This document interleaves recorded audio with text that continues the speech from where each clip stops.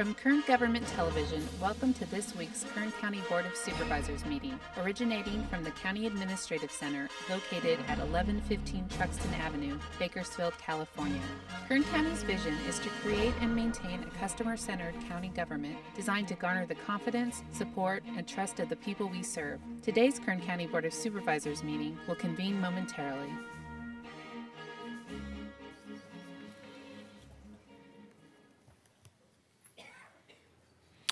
Good afternoon. Welcome to the afternoon session of the Tuesday, 18th, 2019 meeting of the Board of Supervisors. Board to reconvene. The first item is roll call. Here.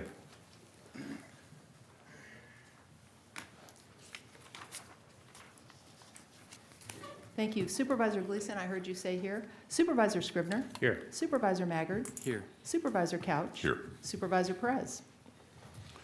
Thank you. The next item is a report on actions taken in closed session. Ms. Rezan. Good afternoon, Chairman, members of the board. Your board met in closed session on items 33 and 34, but there is no reportable action. Thank you. The next item is the consent calendar. All items listed with a C or a CA above the item number are considered to be routine and non-controversial by county staff. We can act on those all in one motion. Easiest way for me to tell you what's on the consent calendar is what's not on it.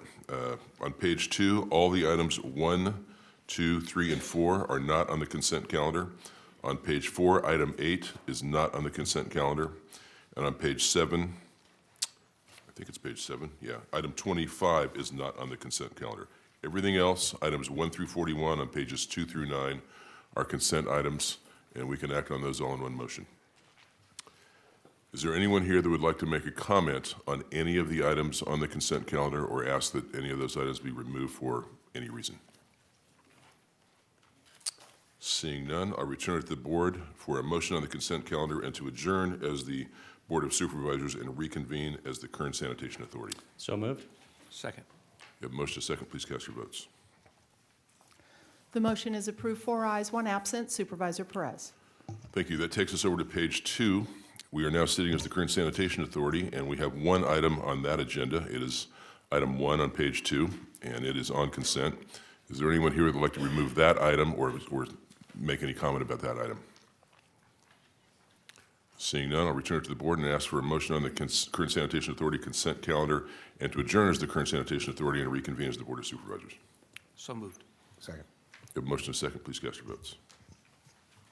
The motion is approved, 4 ayes, 1 absent. Supervisor Perez. Thank you. That takes us to item 2 on page 2, which is public presentations. This portion of the meeting is reserved for persons to address the board on matters that are not on the agenda but are under the jurisdiction of the board. Again, matters that are not on the agenda but under the jurisdiction of the board. Is there anyone here that would like to make a public presentation about any matter that is not on our agenda today? Very good. Seeing none, we'll go to item 3. Got one. I'm sorry. Didn't see you there, sir. Sorry. It's going to give other people a chance. I'm here on behalf of Moron. My name is Anthony Espandola. The public safety crisis is what we're here and we're concerned about. We are going to lose 2 of our deputies in Boron. Well, we're going to lose the whole position. Bravo 1 and Bravo 2 will now be eliminated from the Kern County Sheriff's Department. That puts us in a unique spot where we won't have somebody regularly patrolling.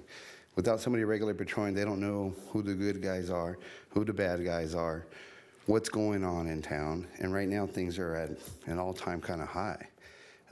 We have one armed robber out on the loose in Boron. Everybody sees him. Nobody can get to him in time. There's no sheriffs in town constantly. They're there in the evenings, maybe the mornings. You know, it's when the druggies like to sleep. With the building of the Loves right next to us, adding that extra traffic is just going to add more to our dilemma and our problem. Right now, there's a drug house in town I asked the Sheriff's Department to bust, and it's a meth and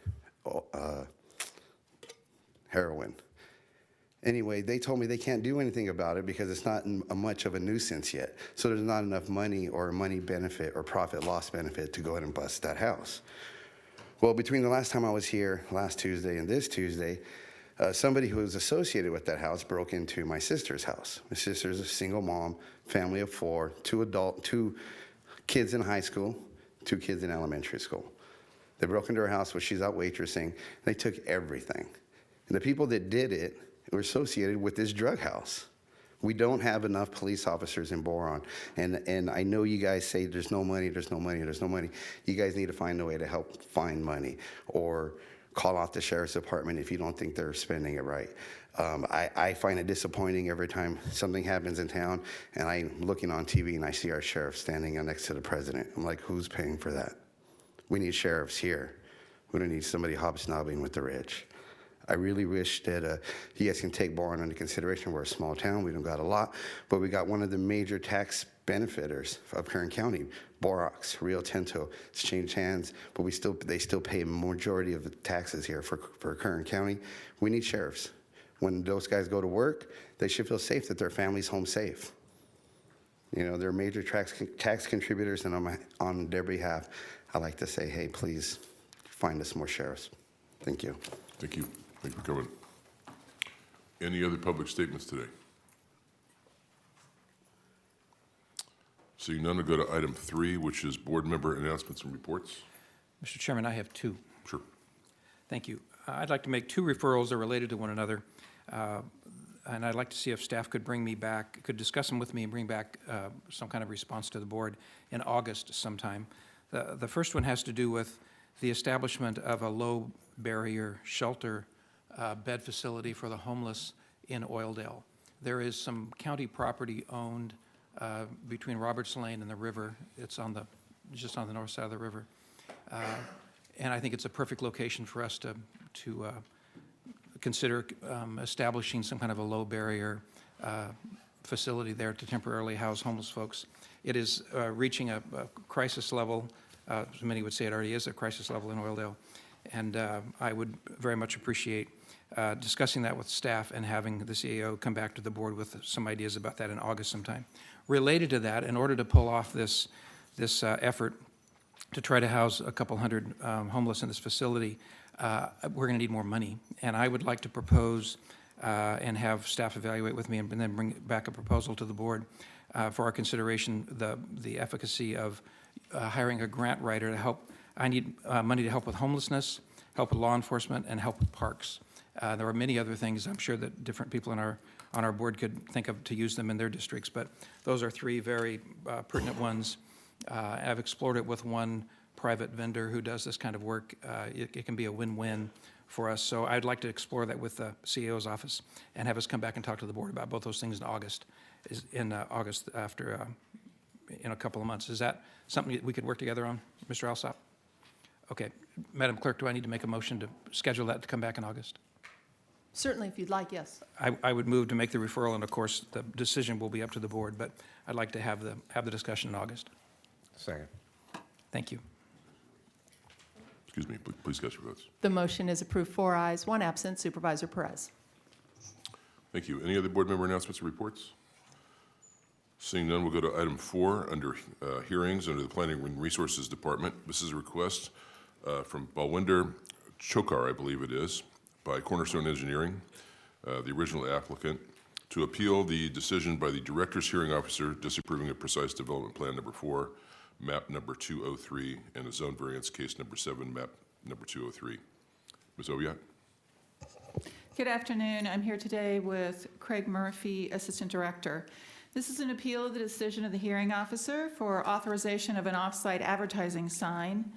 The zone variances would be for size of the face of the sign to 18 feet, distance from a business 995 feet, and height 70 feet. The standards are 16 feet for the sign face, 1,320 feet for the distance from the business, and height of maximum 35 feet. These have been established in your zoning ordinance to provide for fair practices for all businesses and create design standards. This matter was heard at a director's hearing on May 16, 2019, where a public hearing was conducted and the request was denied. The appeal was filed by the applicant and filed timely. The primary purpose of the ordinance is to promote orderly and attractive placement of signs that serve as identification and public information.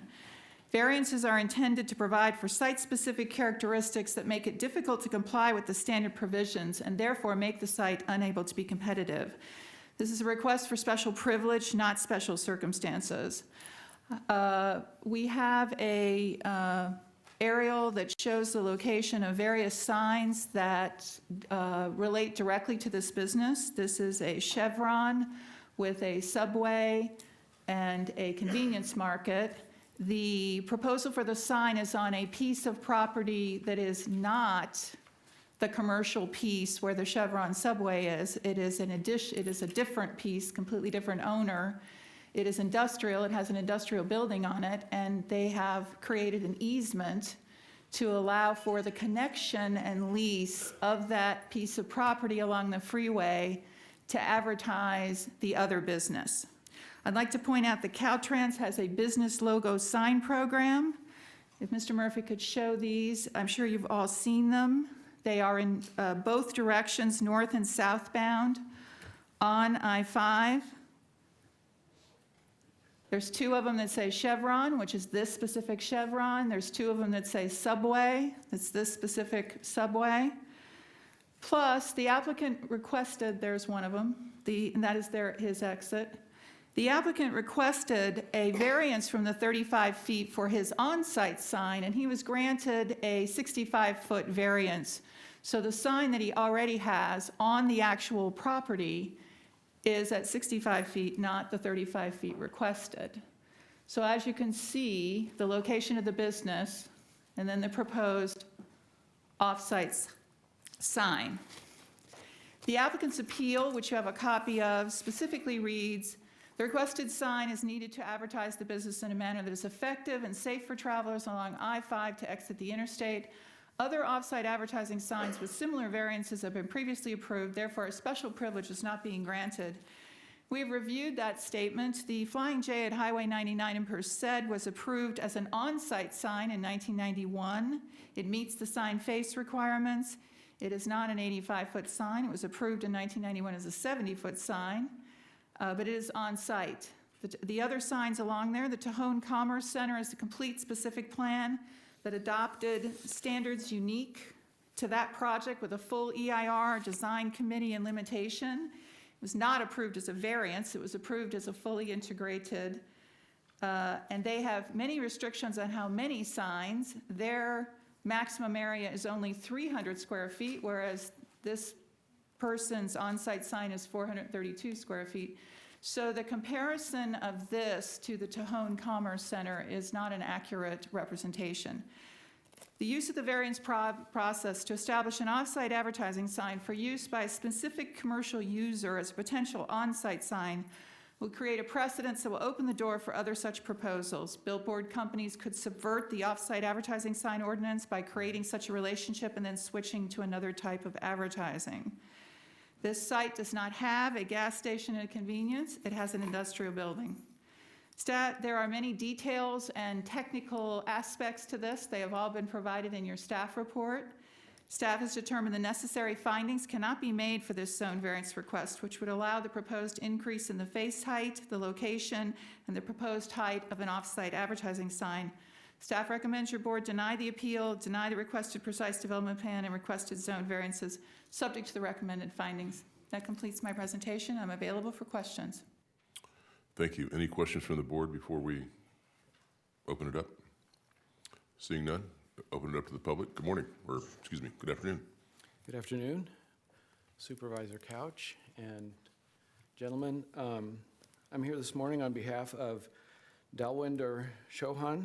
He's in the audience right here. He owns a Chevron gas station and I know your name, but we need you to state it for the record.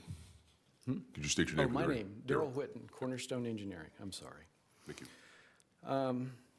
So Mr. Chauhan has a business. His business is located about 1,200 feet from the intersection of I-5 and Mettler Road. He does have a sign 65 feet tall on his property. Craig, could you go back to one of those blue sign pictures that you showed there? The existing sign for the Chevron station, well, go to another one. That one right there. Okay, in the background on the right-hand side of this photograph, you can see the sign, the existing sign for the Chevron gas station. So if you're traveling down, this would be southbound on I-5, That's the only sign you can see, other than these blue signs that are along the side of the road. Now, the blue signs are helpful, and the applicant is appreciative that Caltrans would let him have them, but the speeds that people drive down I-5, you can blink and miss these signs. He would like to have an advertising sign that's closer to the interchange to advertise his business, and really what he wants is an on-site sign, but it's not on his site. The property that he wants to put it on is owned by the Metler family, and at the director's hearing, Suzanne Metler came to the hearing, and she expressed support for the location of the sign.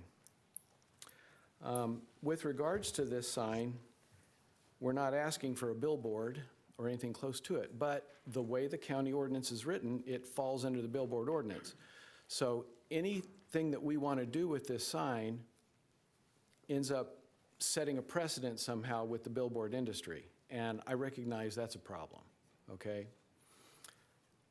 Because the billboard industry is a cutthroat industry, and you give them an inch, they'll take a mile.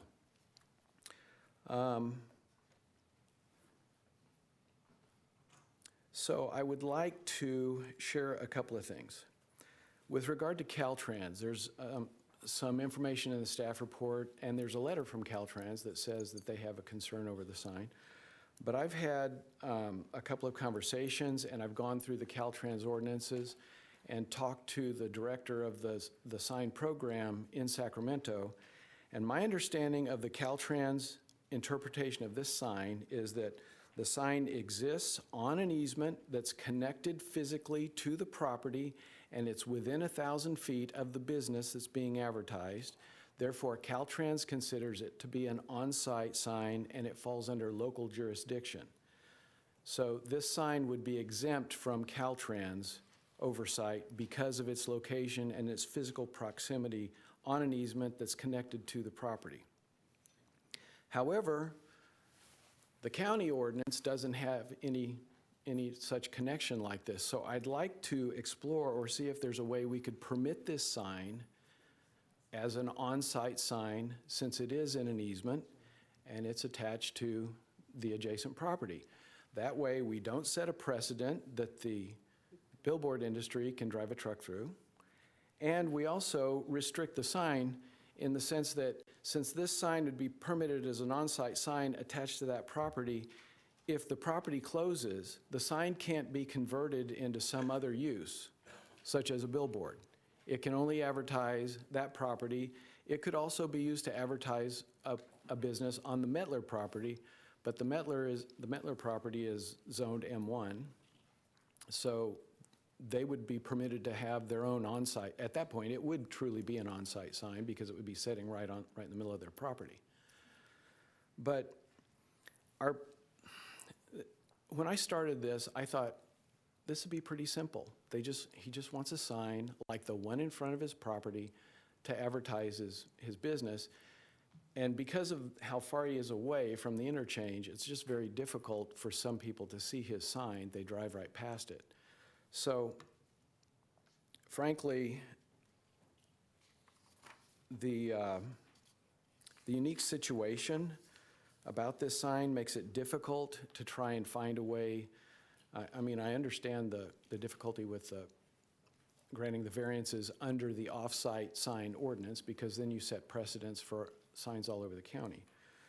But I'd like to use the Flying J Travel Center at Merced Avenue as an example. If we could find a way to get a sign like that sign permitted at this location, it would very much help my client. His business is suffering, and this would be like a lifeline for him. It would increase the awareness of the traveling public to the location of his business, and it would be much appreciated. So we respectfully ask for your consideration and approval of this application at the location proposed, and I'm hoping we can find a way to help this business owner have a sign for his gas station that's near the exit, that's visible from both northbound and southbound traffic. Thank you. Don't go far. You might get some questions. Okay. Is there anyone else who would like to make a comment or about this item? Seeing none. Do I need to, we've opened the public hearing. Do I need to officially close the public hearing? Okay, we'll close the public hearing, but Mr. Whitten, stick around. You may get a question from the board. And I'll return it to the board for questions, comments, or action. Supervisor Scribner. Thank you, Mr. Chairman. This is in my district, and so I'm happy to start off.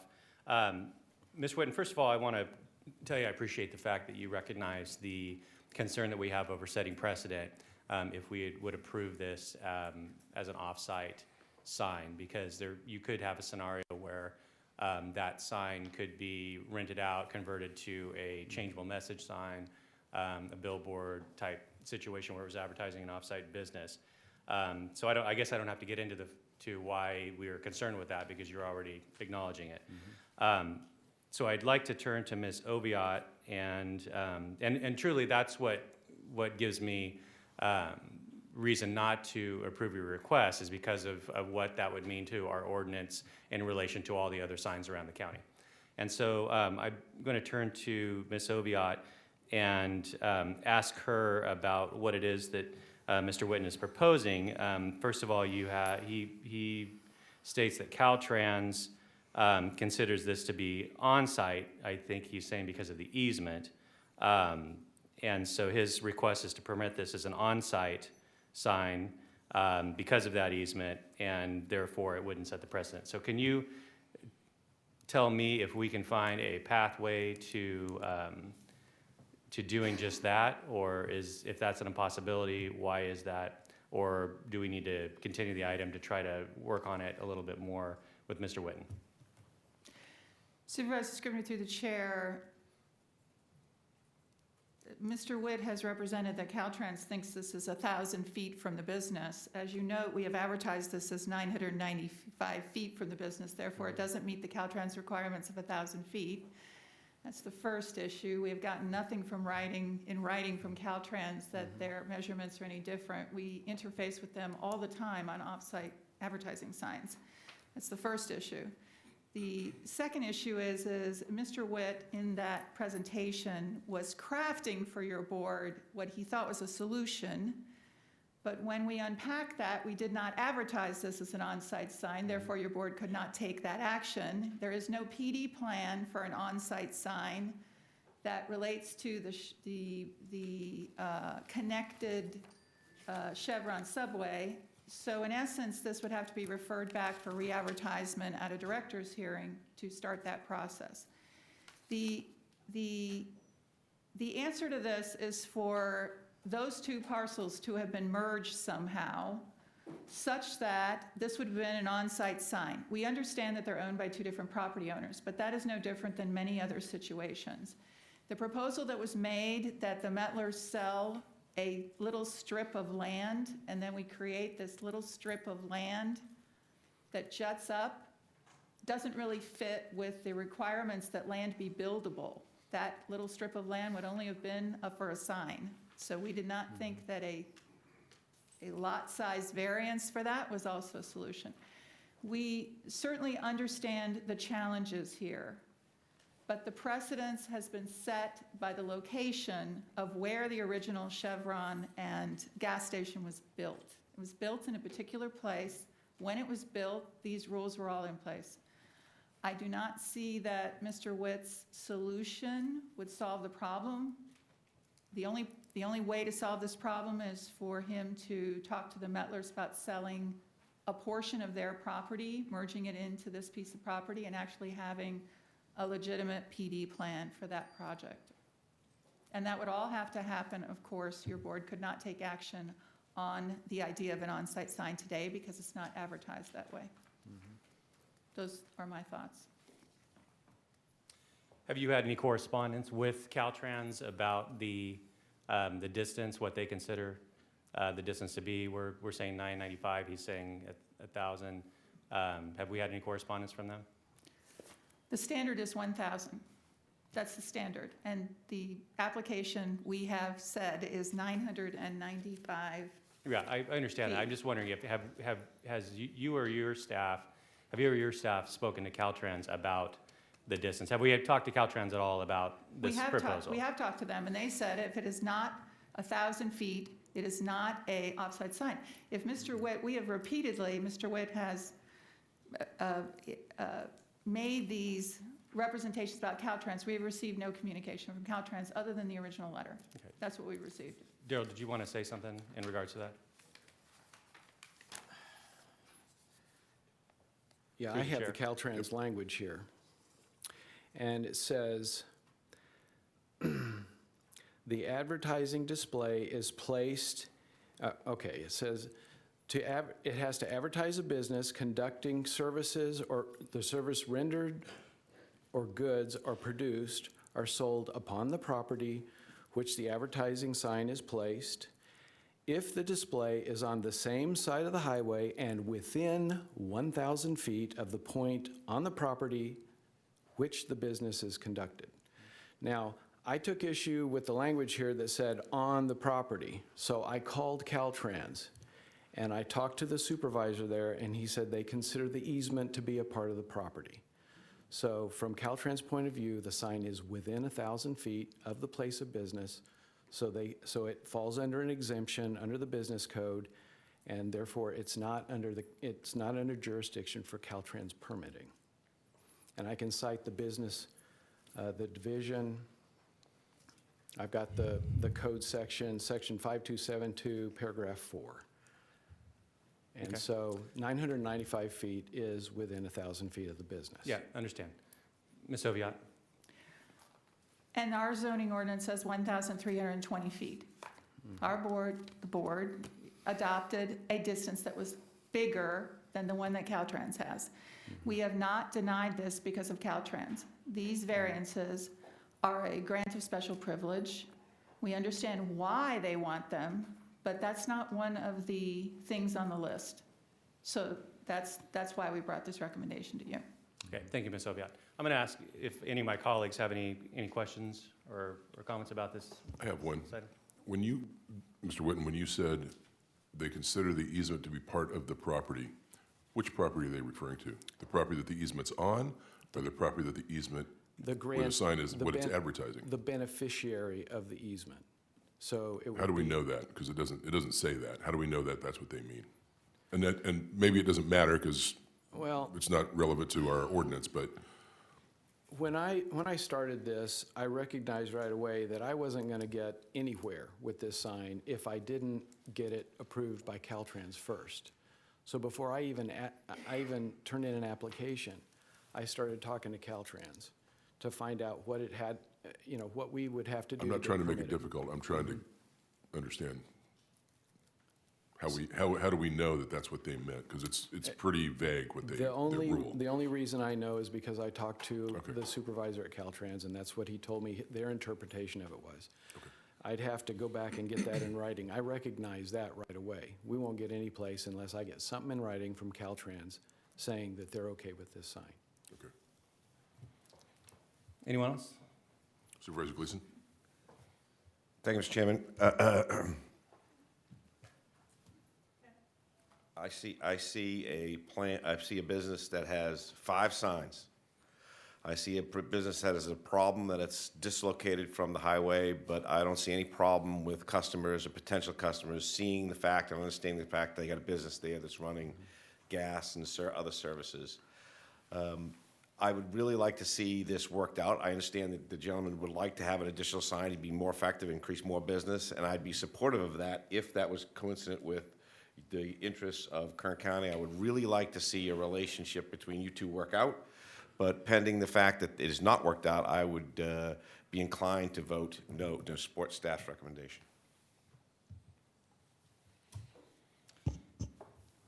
I don't have any other lights on. Mr. Chairman? Yeah. Thank you. I appreciate the questions and comments from my colleagues.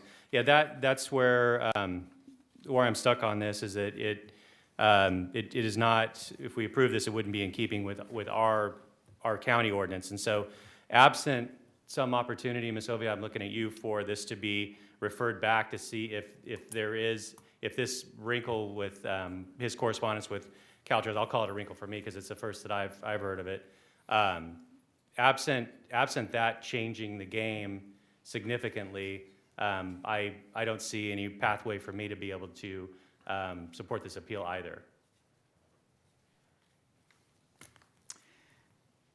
Supervisor Scrivener through the chair. Number one, if you deny it, that does not mean that he cannot bring forward some other ideas and we can go through a process again. You do not need to refer it back. You can make a decision. Second, our records show that the easement is not recorded. We understand that he was waiting for a decision, but it also raises questions about what if it didn't record and we did approve this sign.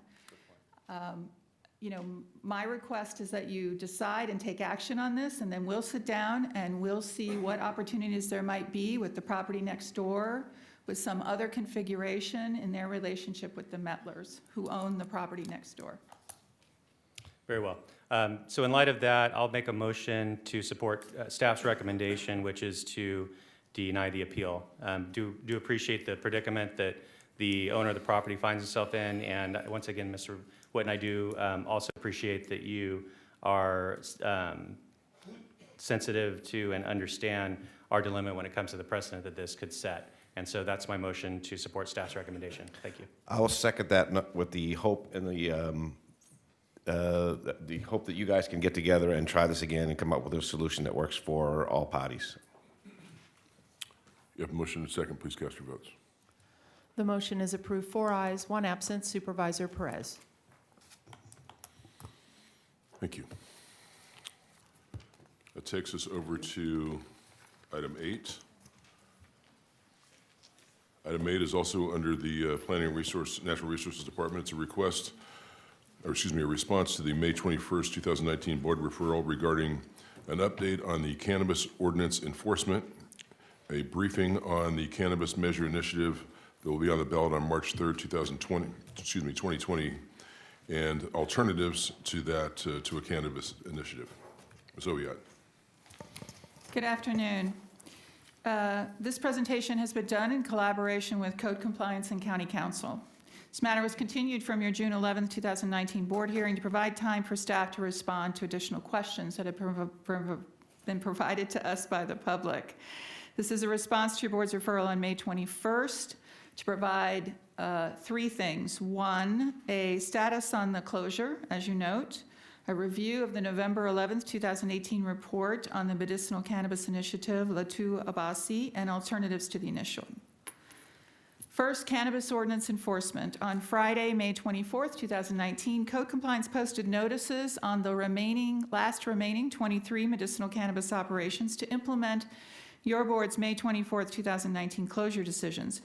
As a reminder, 2 had already been ordered to be closed on February 1st, 2019. 1 was ordered closed on February 15th, 2019, and 3 were ordered closed on March 28th, 2019. All 29 of the lawful temporary medicinal cannabis list have been ordered closed. We have notified the Bureau of Cannabis Control that the 3 temporary licenses, there are no longer a land use authorization, and those should be revoked. We have 3 categories as of this moment of retail operations out of the 29. There is a group that has been determined to actually be closed. The signs are off, the inventory is gone, they are closed. And these have been verified by Code Compliance. We have 7 that are pretending to be closed. They've taken their signs down. When people show up, when Code Compliance has shown up, they may or may not be open. They have started having people come in through the back door, and they are on our list as for enforcement. And then we have 4 that have never closed. They continue to operate, they have hired a lawyer, and they are also on our list for enforcement. Legal and law enforcement actions, including coordination with the district attorney, is being taken against all those ordered closed, including the property owners and landlords not in compliance. Action continues against the other illegal operations. The county does not announce its law enforcement actions, so we would not go into more detail. However, if you have questions, Mr. Philip Jenkins from County Council is here, who has been coordinating on all of these actions and can also give you any more details on legal action. As noted, he has indicated to me to put in the staff report that legal action had been filed by 10 of the cannabis operations, and all petitions to prevent the closing of the retail storefronts have been dismissed by the courts. No legal actions have been stayed on any of the ordered closures. All county departments are proceeding to enforce the cannabis ordinance ban. The second update for you is on the March 3rd, 2020 election. On November 13th, 2018, staff provided a report to your board on the Cannabis Measure Initiative to Abbasi, and your board took action under the Elections Code to refer it for placement on the ballot. We have provided to you in the staff report that complete report, which includes a summary of the structure of that initiative. It is now qualified for the March 3rd, 2020 ballot. If passed, the initiative would permit medicinal operations that had been in operation before January 1st, 2018 to reopen, relocate, or expand with what we call a ministerial permit, which means an over-the-counter permit with no additional conditions and no public hearing. They would be required to go to the Bureau of Cannabis Control and get a license. However, there would be no additional conditions such as were contemplated in the environmental impact report that you certified. New retail operations would be prohibited. The setback would be 1,000 feet from a school, K through 12.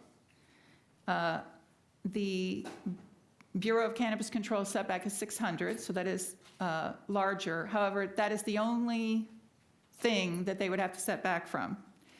The zoning requirements allow for a variety of cultivation and manufacturing in consistence with existing or pre-existing storefront operations. There are all zones, with the exception of office commercial, that allow for this use.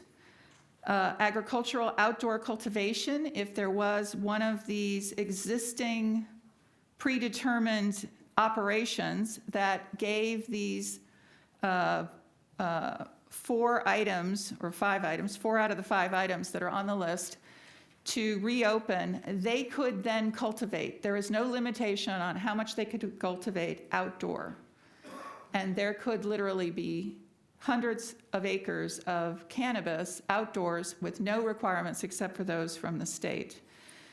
The initiative does not impose a tax. It says that your board may impose a business tax of up to $37.50 for each $1,000 of adjusted gross income.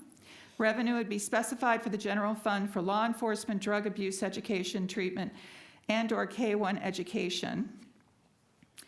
It includes an appeal provision, not to your board, to a legislative body, which is required by the government code, but a mandatory hearing at the State of California Administrative Law Judge, which is in 30 days. And we are reviewing that for validity if the initiative passes.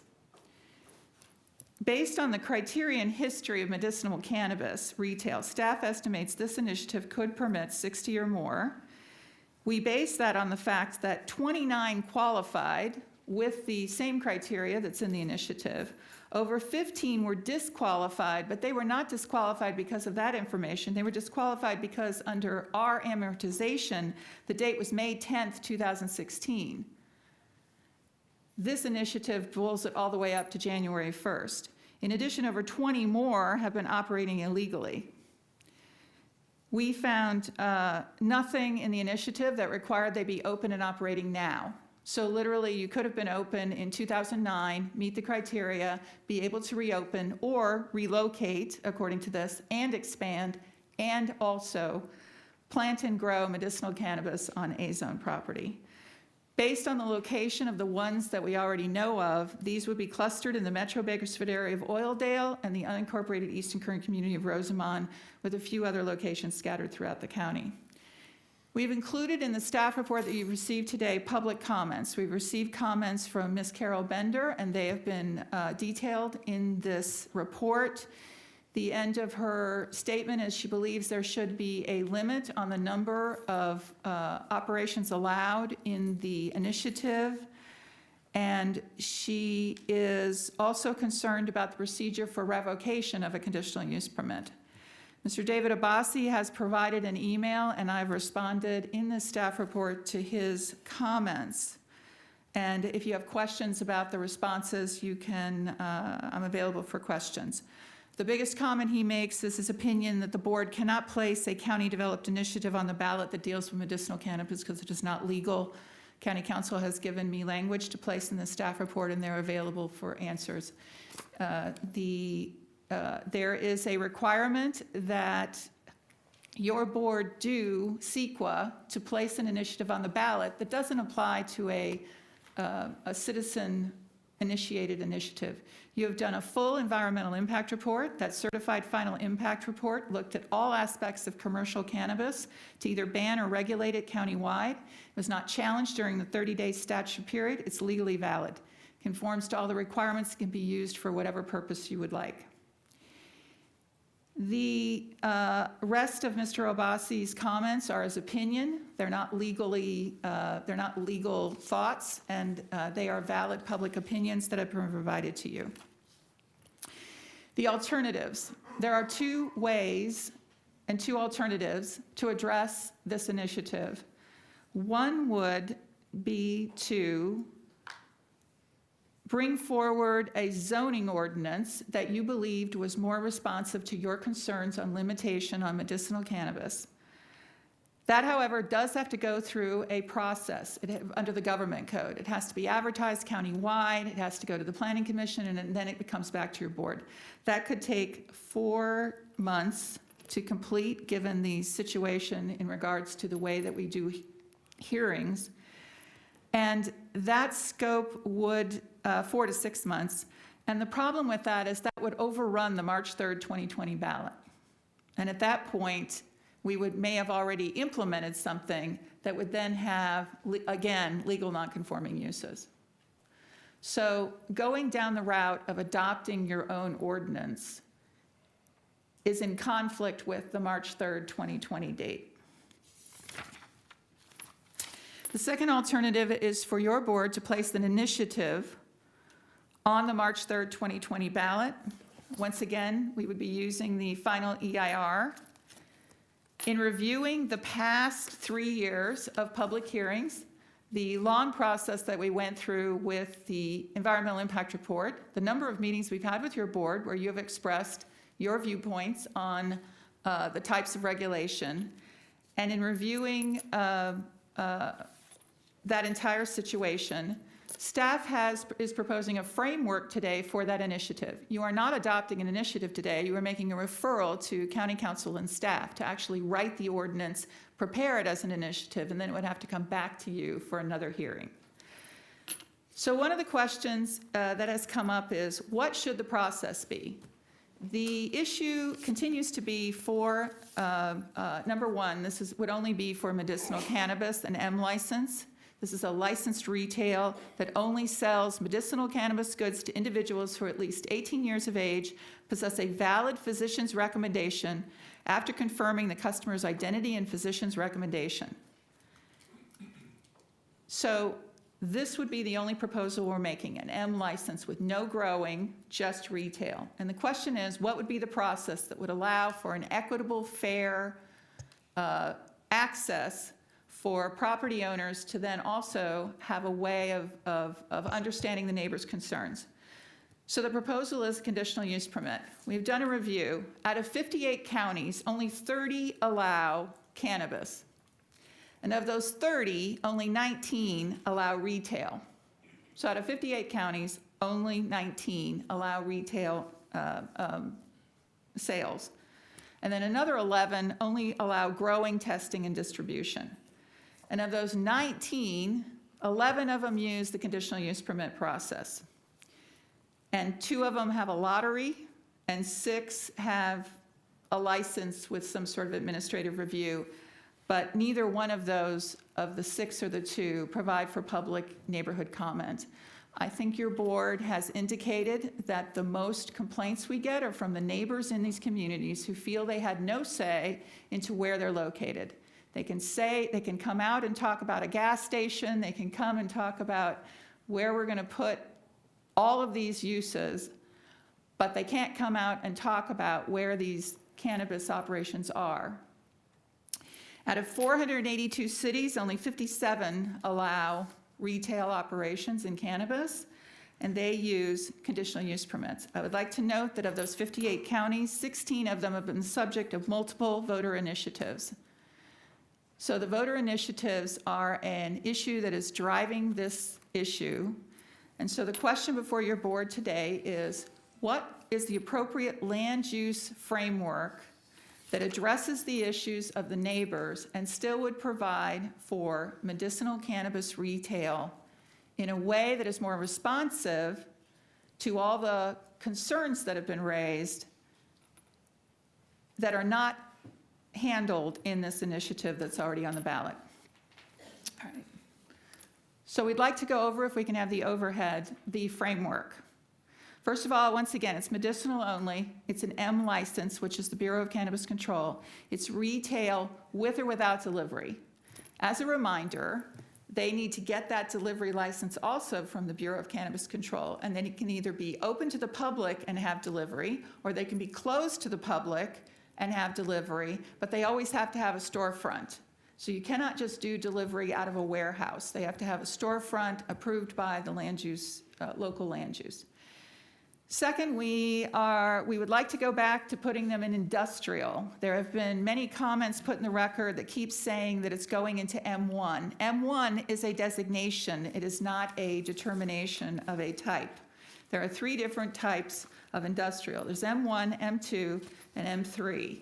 That's light industrial, medium industrial, and heavy industrial. During the cannabis analysis that was done for your board's decision rather to ban or to regulate, we did an extensive analysis of where all the land is and how much land would be available using setbacks. There are over 40,000 acres countywide of industrial zoning. There's only 3,502 acres of commercial, which leads us to understand why placing medicinal retail operations in commercial tends to cluster it closer to the urban areas because there's less opportunities on where to put it. So it is not true that there is less industrial, and that includes with the setbacks, by the way. So it would be a conditional use permit process, just like we process every other conditional use permit, public notice, hearing before the Planning Commission. If the neighbors don't like it, they can pay a fee and appeal it to your board. If the operator doesn't like the conditions, they could appeal it. The fee would be per the adopted ordinance. What everybody else pays, they pay.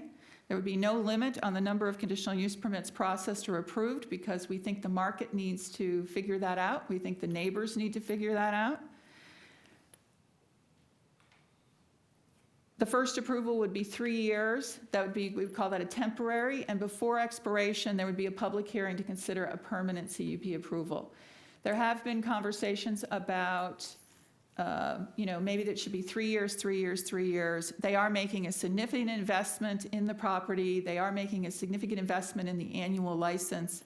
This is the first proposal, and your board can give us input on this. Loss of the state license would be a condition for immediate revocation. Next.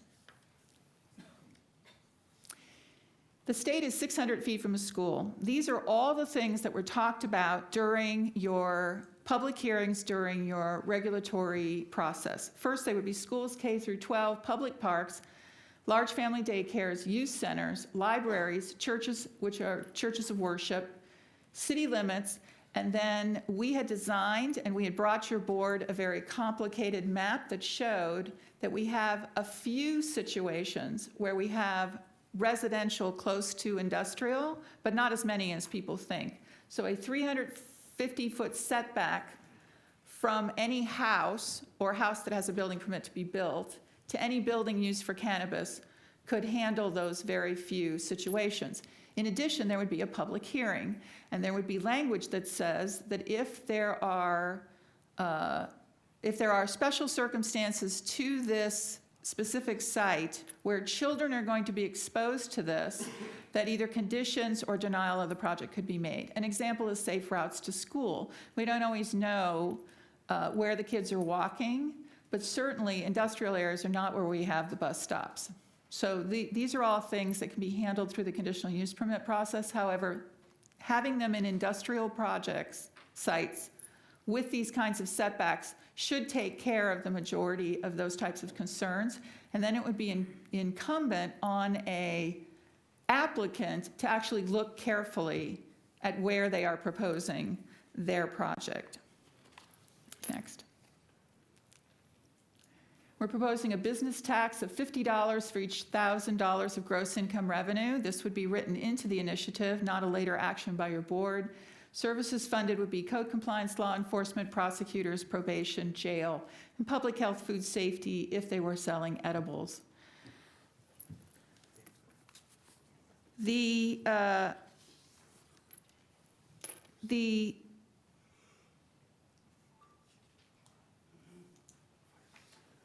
proposal for industrial, if you could go back to that. Staff notes the public's tendency to constantly believe that any use of these industrial zones is exactly the same as Measure G. It is very different than Measure G. Measure G was a 1-mile setback, not a 1,000-foot setback. And the 1,000-foot setback is actually more comparable to the 2009 ordinance. It does include more setbacks, but the 2009 ordinance is what most of the existing, a lot of the dispensaries are used to. I would note that there appears to be also comments in the record that somehow the industrial helps, you know, all the people on the legal non-conforming list. In reality, the majority of those are in commercial. They are not in industrial.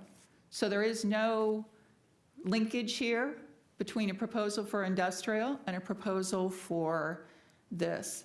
The idea here is that a medicinal cannabis operation is not a walk-in opportunity.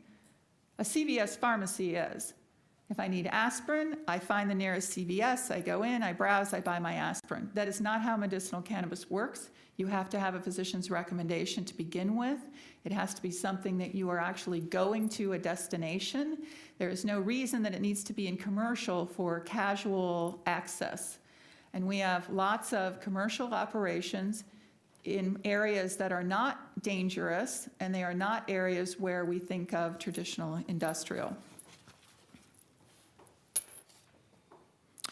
We have provided to your board, the question has come up about physicians' recommendations, and I'm open for questions. We've provided information on the new restrictions on physician recommendations. We've provided you the medical board's recommendations on that and directions. This is the Medical Board of California's guidelines. The practice of having a physician be in the dispensary is now illegal. A physician cannot be in the dispensary. They cannot be associated with the dispensary, own the dispensary, get money for a referral.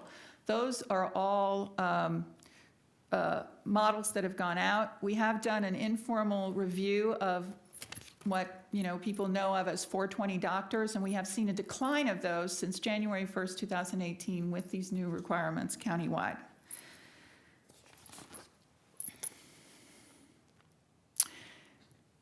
So based on this review and based on the unacceptable land use implications of the initiative that's on the March 3rd, 2020 ballot, staff recommends your board direct staff of Planning and Natural Resources and County Council to prepare a cannabis ordinance initiative with the recommended details required for submittal to the Kern County Elections Office, place it on a board agenda for action within the timelines necessary for qualifying for the March 3rd, 2020 election. We anticipate November 19th is the last opportunity. However, we would anticipate a hearing in September or October to give your board time to review it when it comes forward. At that hearing, you could make changes to it. We could then change the initiative and bring it back. That completes my presentation. There is a lot of information in the staff report, and we're available for questions. Thank you. Thank you. Any questions from the board before we go to the public? Seeing none, we'll open it up. Are there anyone here? I bet there is, that would like to come forward and make a comment about this item. Please step to the microphone, state your name, and proceed. Yes, name is Aaron Chavez, owner of Therapeutic Health Center. I'm sorry, before you get started, let me, Sorry. can I get you all, who is here, just with a raise of your hand to let me know, who's here that would like to speak on this item? I can't see all that well. I'm going to say there's around 20, maybe 25 of you. That's two hands, sir. Okay, let's try to limit this to around 3 minutes apiece, if we could, so we make sure we move through this. Thank you. All right, just a few things. I appreciate you guys letting me talk, but I just wanted to bring up to the board. I know You guys said May 24th was, May 24th was the last day for us to operate. But in order for us to stay till May 24th, we had to get our state license, and we had to pretty much do everything that was asked for us. And I mean, I'm not to bash anybody or say anything, but I'm just wondering how your board allowed all these other shops and recommended it that they stay open if they pulled back their, if they pulled back from them their appeals. And from January 9th to 24th, they were not allowed to sell any legal or any cannabis that was not certified from the state.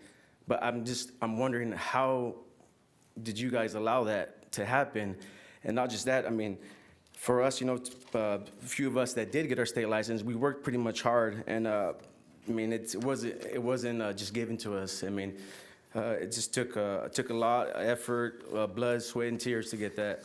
And just going by your old staff report dated on the 2018th, it just says benefit to the public from this continuous use. His neighbors are stable and profitable when everybody's following the rules. To date, this retail location is operating illegally, never illegally. Till January 9th, we were actually on Prop 215, which was recognized through the state, so we were never legal. But before that passed, we got our state license, so we pretty much gapped. We were legal till this day. And I'm pretty much, and it's saying, while this operation has applied for building permits, they're not completed the process, therefore they're not legal to regulate. It's unfair to legal and regulated businesses to allow illegal unrelated business to operate. For example, it is an unfair burden on a legal dry cleaner to operate next to an illegal car wash. We had two shops that were not operating, and to this day, operating across the street. Jenkins, I've talked to you through the phone, you know what I mean? So we talked, and he pretty much told me that nothing could be done. So, I mean, this is from your board right here, and I'm trying to figure out, why are you guys making it hard on, I've been here pretty much all my life, 35 years in Kern County, and I'm seeing, why can't I open up a business and run successful business? I have 4 daughters, a wife, and I put everything I have into this. And if I'm gonna wait till 2020 March, I'm gonna go out of business, obviously, because my rent is still due every month. Everything that I have, phones, everything, internet is due every month until when? And I can no longer operate and be able to hold the state license, and for just someone else to come in and from out of town, Los Angeles, come in, take the money from our people and take it back to their economy.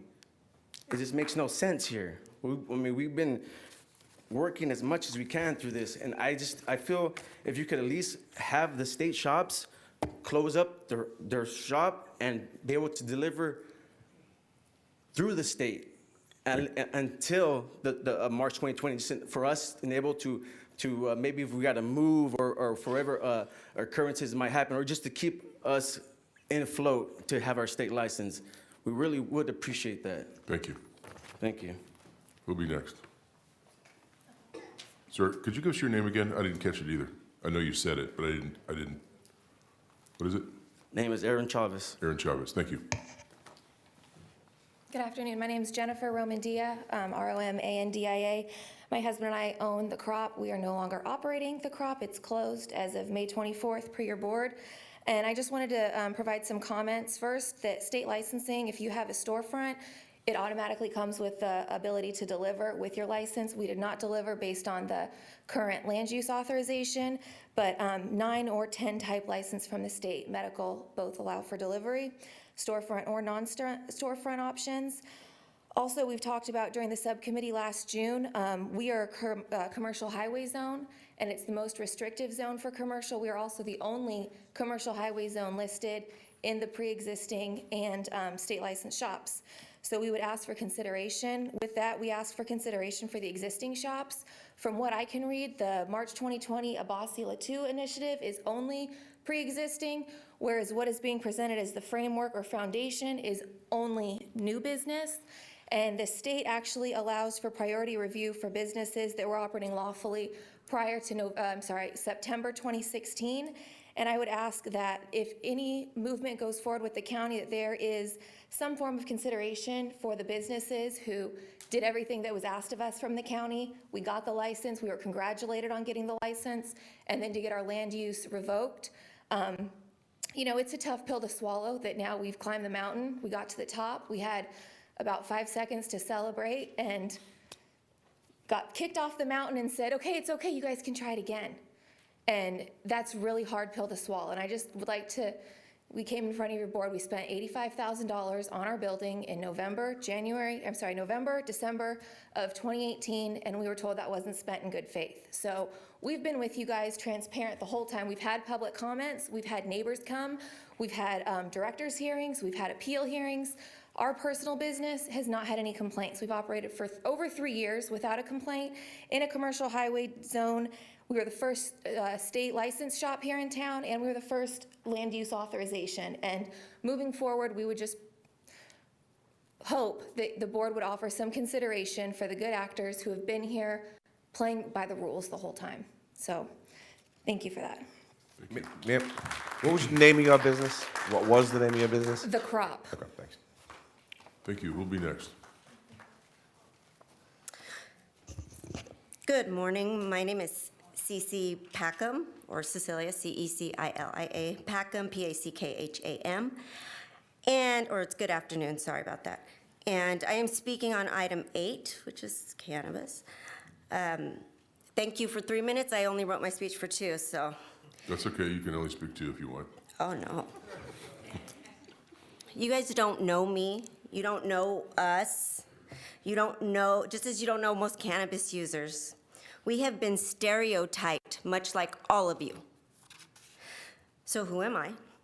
I was raised, born, and reside here in Bakersfield. I graduated from Cal State Bakersfield. I am a wife, and I am a mother of 6 extraordinary kids. I am a United States Navy veteran, and I am a recovering opioid addict. Our amazing VA prescribed painkillers for my service-connected disability, and I got hooked. I've been clean for 21 months, but when I went into detox for the painkillers, I came out suffering from physical and mental pain. Marijuana helped ease the pain. It helps me sleep. It helps with headaches, stomach aches, heart aches.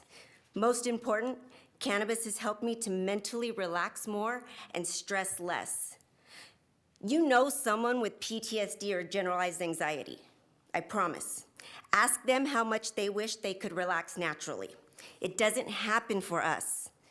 I am not the exception. I am the rule. There are so many Kern County residents with similar stories to mine out there. Keeping our dispensaries closed is hurting our citizens and our Kern County veterans. Imagine having to go to a park or a back alley to get your insulin or your heart medicine because all the neighborhood pharmacies are closed down. That is what is happening to us. And think about it for a moment. What other single natural drug has God given us that can do all the things that cannabis does? There isn't one. I've looked. In closing, no matter your view of cannabis, we are asking that you overturn and grant an extension for dispensaries to remain open until the March 2020 election. And we ask that only one measure go on the March 2020 ballot. The people of Kern County will speak through their votes, and it's time you guys listen. And since I have some time left, I'm gonna throw some stats out there. Colorado's property value has gone up 58% since its legalization. Washington's property value has gone up 57%. 3 out of 5 people have used it. As far as the zoning, it should be treated like a pharmacy, not like a liquor store. I should not have to go to find my medicine when an alcoholic can go across the street to a liquor store. Thank you. Thank you, Ms. Beckman. Who'll be next? Please step to the microphone, state your name, and proceed.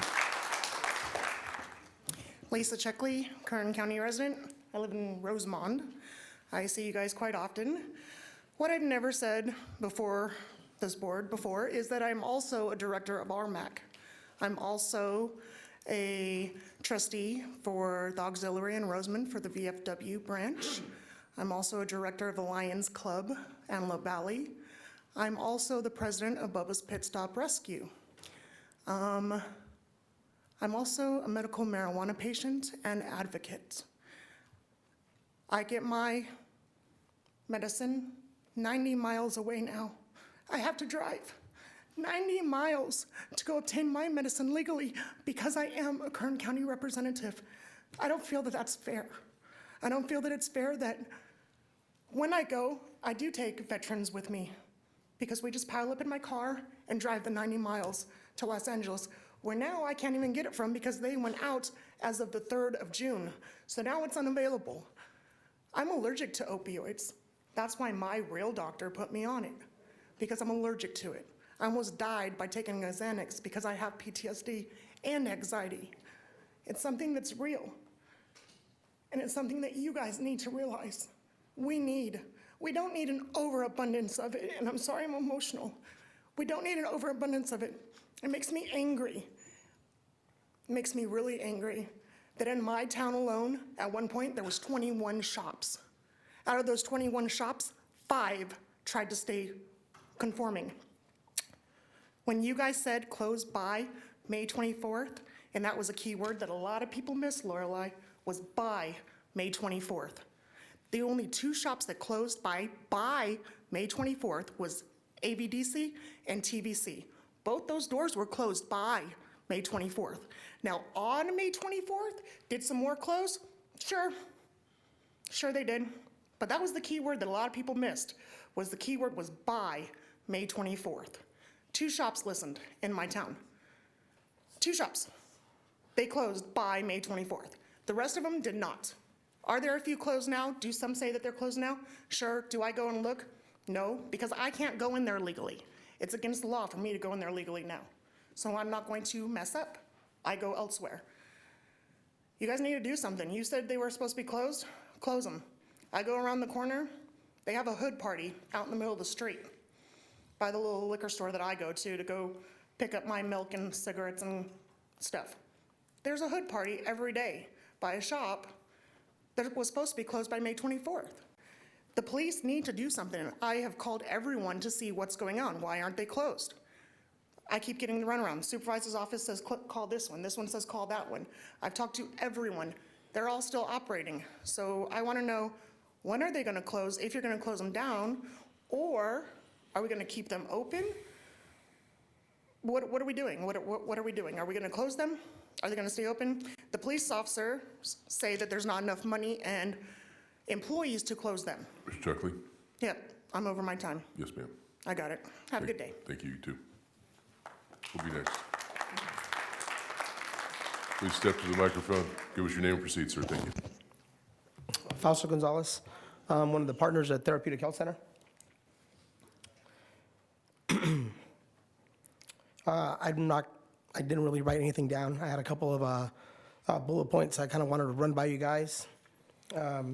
Illegal shops, they're all still operating. You guys didn't do anything there.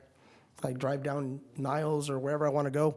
There's somebody in the corner. They're, like the young lady said a minute ago, barbecuing, hanging out, throwing a party. And you guys created one of the biggest black markets I've ever freaking seen, man.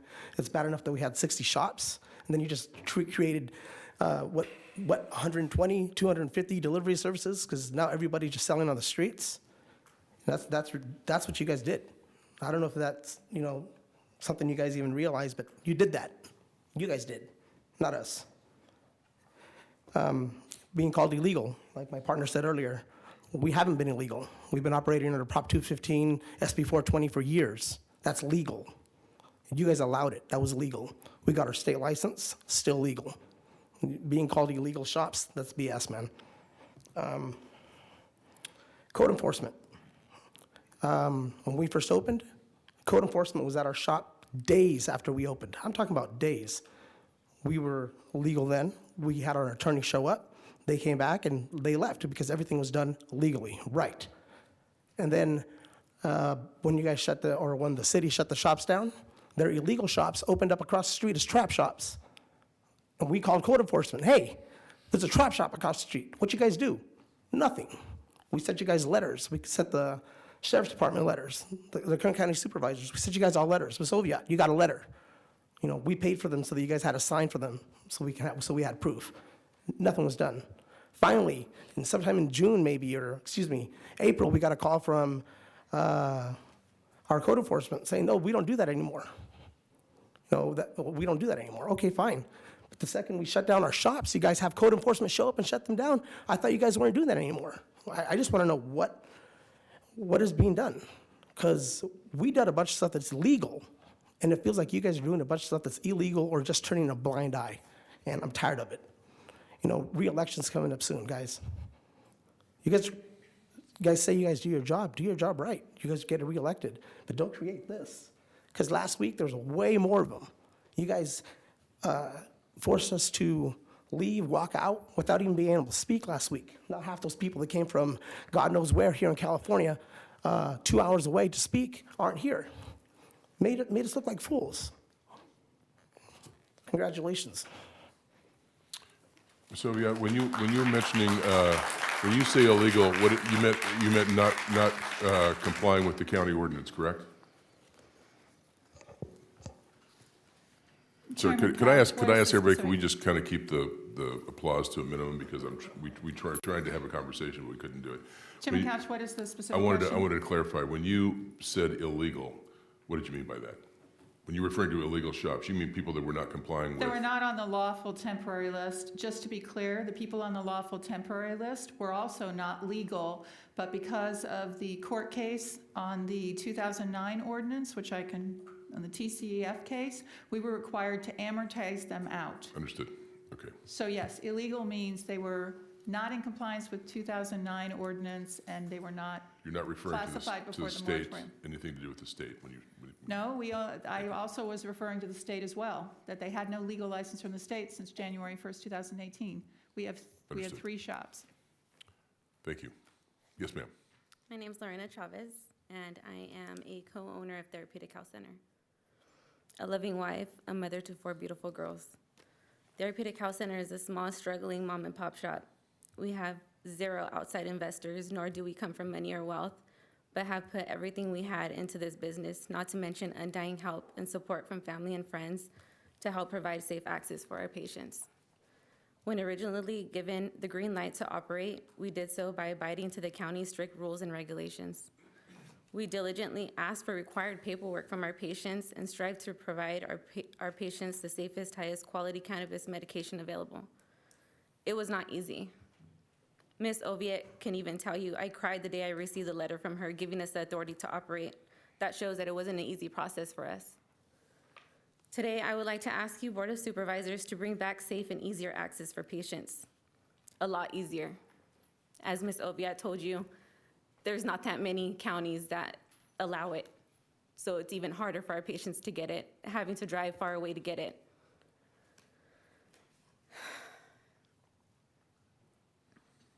I'm asking to allow the shops that obtained their temporary state license to reopen or at least deliver to our patients legally now. If you have a plan for Kern County, instead of waiting till March of 2020, why not implement it today? If you were able to change the extension requirements that was required of us in order to remain open beyond January 2019, where you guys changed those requirements for those shops that filed appeals on the extensions, that they can remain open until May 24th, as long as they drop their appeals. If you were able to make that change then, I believe you can make a change today. Make a change and do the same for us all that have helped and who want to continue to help patients and who have worked so hard and abided by your rules since day one. Let me ask Ms. Oviatt to respond to something. Thank you for your comment. And I also have copies of our extension where it does say there was conditions, but it all changed. Would you like to submit those? Sure. Thank you. My question is, I think that was the second time we heard something along the lines of the board doing something to allow people to stay through through May 24th, to stay open through May 24th. That's not the way I remember it. Can you, That's correct. Chairman Couch, the process was the lawful temp had to apply for an amortization, all 29. They all applied, and they were given May 24th. Some of them decided that May 24th was the date they could, they were going to stick with, and so they did not appeal it. And when they appealed it, they were told on the paper that they were given about an appeal, and they were also told personally that starts everything over again, that your board could decide to close them earlier, give them longer, or stay with the May 24th. It was what's called de novo, start over again. and then some withdrew those appeals, as I recall.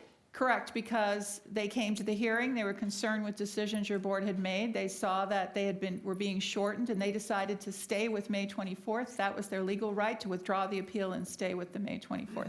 No one got beyond May 24th, 2019, however. Thank you. Who'll be next?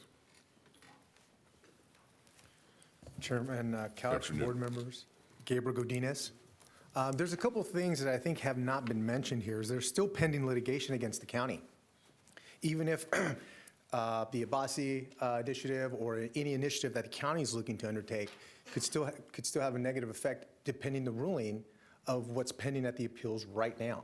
Not only that, there was a misstatement. Yes, we had filed my clients, I had filed on behalf of 7 clients a temporary restraining order.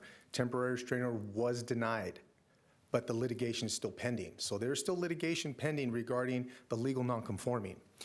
I would encourage the board to address the issues and the needs, the immediate needs of its constituents. It's very clear there needs to be legal access to medicinal marijuana, to medicinal cannabis for those people who need it. I would encourage the board to enact, let's do something proactive, let's do something that's on behalf of the community here, and have those legal nonconformings still remain open until there's a final determination, whether through initiative or through the ruling of the 5th appellate. The Alta Sierra Holistic case, that's the one from the 5th appellate that's pending, which addresses the issues regarding the ban, the moratorium, and this implementation of banning cannabis when the TCEF ruling said you cannot ban medicinal cannabis. So there's still a lot to work out here. I think we might be getting the problems created now. Well, obviously, I mean, it's water under the bridge now, but should have been addressed years ago when Ms. Lorelei Oviatt laid out everything, all the plans, what could be done and what can be done to help regulate and to have safe access. This board chose not to do anything. They said, no, we'll go with the ban. And now we're in this mess. How much is the county spending on litigation? How much is the county spending on these reports and what's going on here? It's counterproductive. We need the money to go to law enforcement. We need this time and effort to help the community. I'm in the process of looking to possibly backing and looking to get support for an initiative as well, as what the county's doing is clearly not working at all. So I would encourage you to adopt something as soon as possible to allow the legal nonconforming dispensaries or storefronts to continue to operate pending the litigation. I'm talking the 5th appellate one, as well as what's going to happen here with the board. I think it solves the problems. We already know where they're located. We know that they've already passed muster with Ms. Lorelei's office regarding their legal nonconforming status.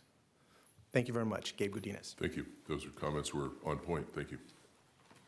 Yes, sir. Timothy Blakely, Antelope Valley Diamond Collective and Kern Medical. What we would like to see happen is quick regulation into a nice initiative. We would hope that you would leave David Abbasi's alone so that we only have one and we don't have to split the vote. That's very important. That happened with the KJ issue, and we don't want to see that happen again. But we would like what was presented to be put in place as quickly as possible. Diamond Collective has adhered to all of those issues that were addressed, and we would just like something regulated as quickly as possible so we can reopen. We are being hurt by the closure. We have employees out of work, and we just need help reopening so that we can all have our lives again, because it does affect us as well. Thank you. Thank you, Mr. Blakely. We'll be next. How you guys doing again? Anthony Espindola. I'm here to speak on behalf of Vape and Bake and County Line. Both of these entities we've shut down completely, laying everybody off. As of right now, everybody's looking for a job. There's a lot of people looking. What I would like to see is that you guys take into consideration the people that closed down. You know, you said closed, we closed. Take into consideration when you do your new ordinance, hey, if you're a good faith player, you deserve a good faith review up front. I understand you guys are going back to the EIR report. That was done in July 2017. If you guys would have adopted it back then, the EIR report said $44 million in taxes would be done every year. That's 2 years ago. We would have $88 million. We wouldn't have a $40 million deficit in our public safety.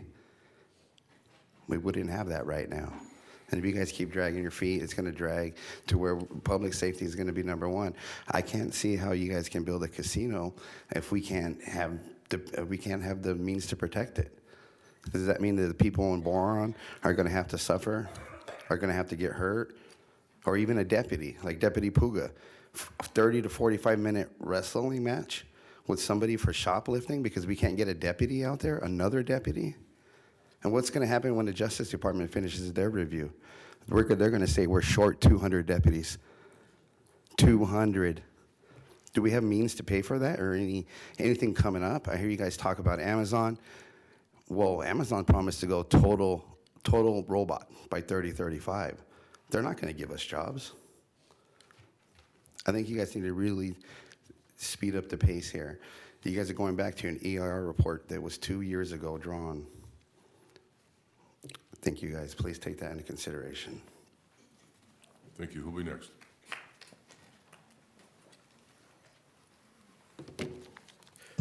Good afternoon. David Abbasi with Central Valley Cannabis Association. We have a public safety crisis. We have somewhere around over 350 people have left in the past 9 years.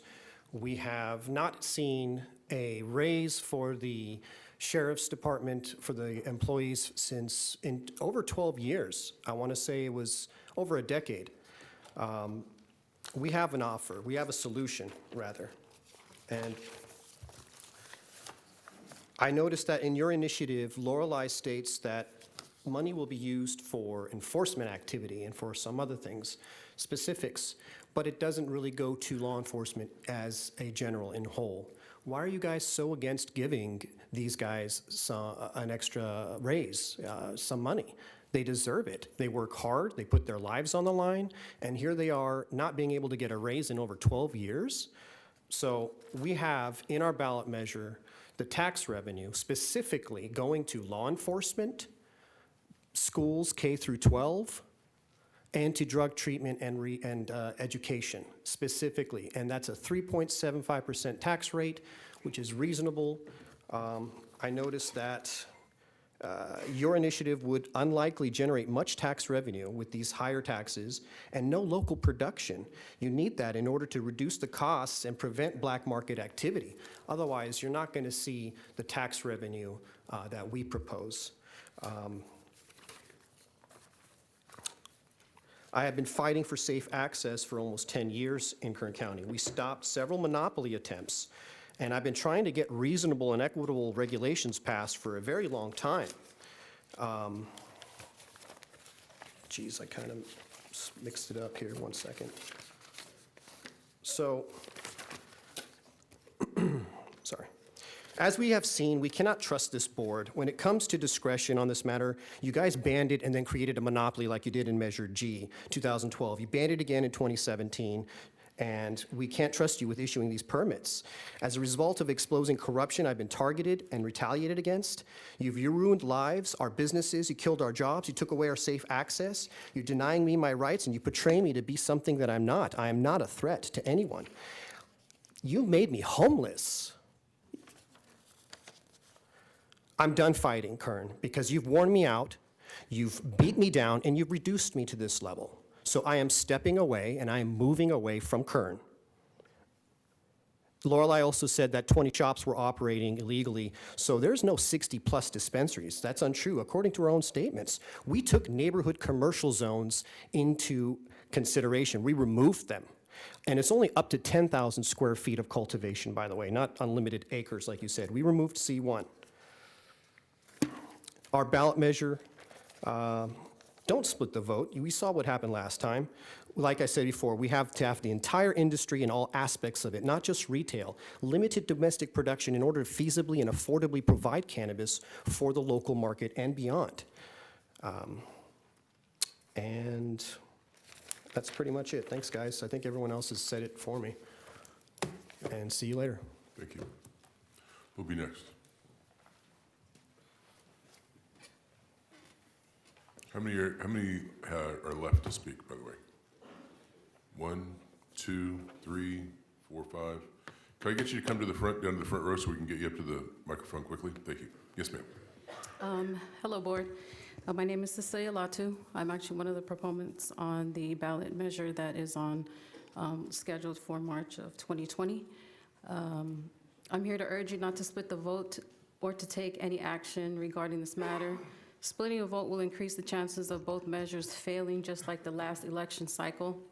That would be interfering with the people's ballot measure and preventing safe access to medicinal cannabis for the veterans and patients of Kern County. We have carefully crafted ballot measure that took input from the community, the county, and the stakeholders. We had open meetings where we discussed this at length and in great detail. Much effort, time, and resources have been put into drafting a perfect ballot measure for Kern County, which, by the way, is something that you can adopt immediately, not something that has to necessarily wait. Our ballot measure will create more jobs and tax revenue than any other proposal. The language of our measure states that the tax money will go to law enforcement, drug treatment, and education, and K-12 schools. We're talking about tens of millions of dollars annually. Our measure allows for limited domestic production so that we can feasibly and affordably provide for the local market and beyond. Not only will it generate more tax revenue and jobs, but it was designed to prevent black market activity, such as that we're experiencing to this day. In conclusion, please don't split the vote and let the will of the people decide this issue in March. Please feel free to reach out to us with any questions. We're open to working with the county on alternatives. Just some key points that this measure will allow. It will provide local jobs and economic growth. Just as stated, it provides local tax revenue of 3.75% for the Kern County General Fund. It keeps a small scale and local. No new dispensaries after January 1st, 2018. It keeps medicinal cannabis businesses away from schools and out of neighborhood commercial zones. It protects safe access to medicinal cannabis for qualified patients and veterans. This also stops special interest monopolies and prevents public corruption. It prevents illegal or black market activity, lower tax rate to deter illegal market sales, eliminates public nuisance, and most importantly, it allows law enforcement authorities to have rights to inspect and audit medicinal cannabis activity and take expeditious actions against those who violate these requirements. And thank you for your time. Thank you, Ms. Latu. Who'll be next?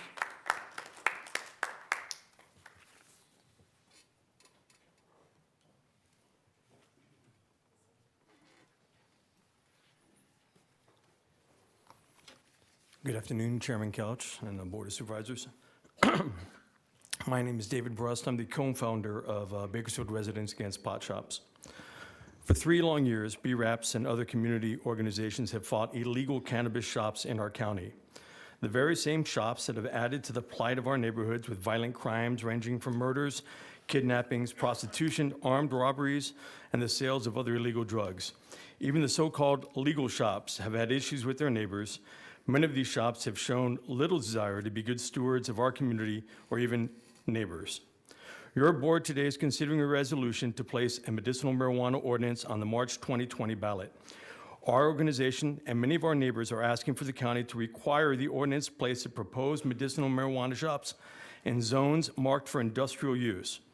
This zoning should provide the appropriate setbacks for schools, churches, alcohol and drug rehabilitation homes, alcohol and drug rehabilitation clinics, daycares, residential property, Social Security payees, and all commercial zones. This type of zoning will also make it easier for the county departments to regulate the shops, the sheriff's department to enforce the law, and medicinal marijuana shops to easily locate suitable property.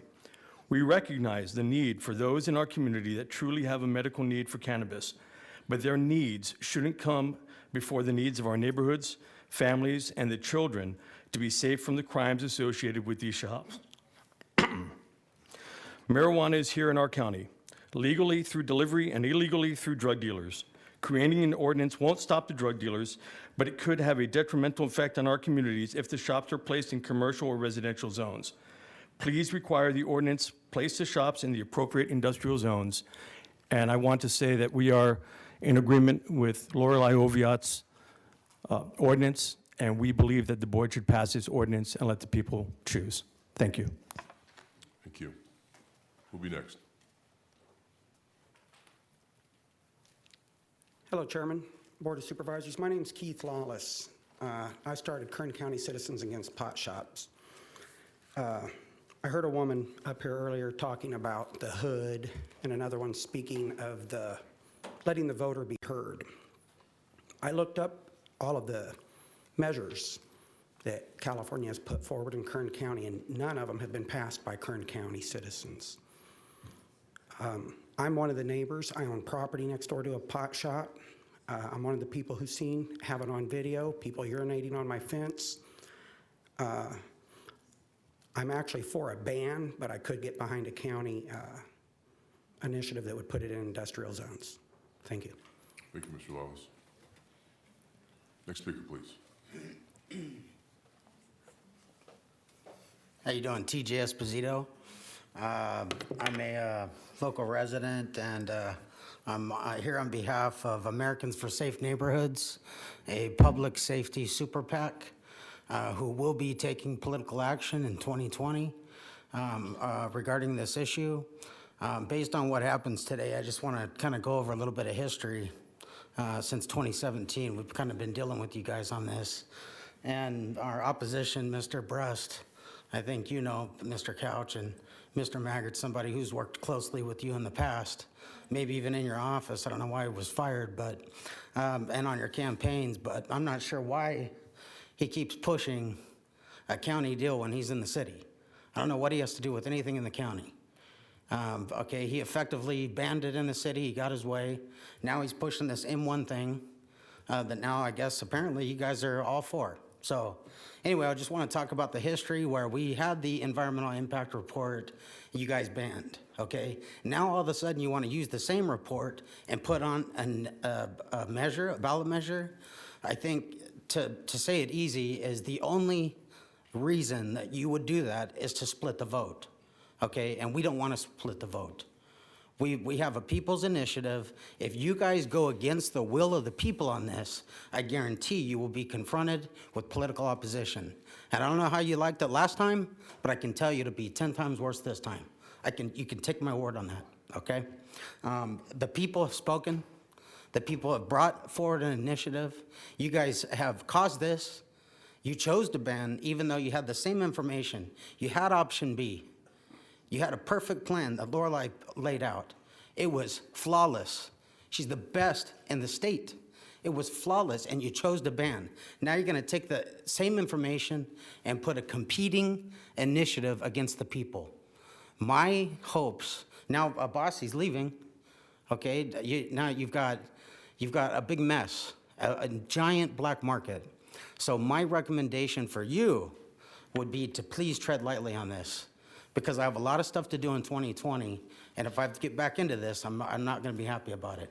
And I'll tell you what, I don't forget. I remember everything that happened in the past, that's happening now, and I promise you it will not be pleasant. Thank you. Who'll be next? Yes, sir. Hi, my name is Douglas McAfee, longtime advocate for cannabis.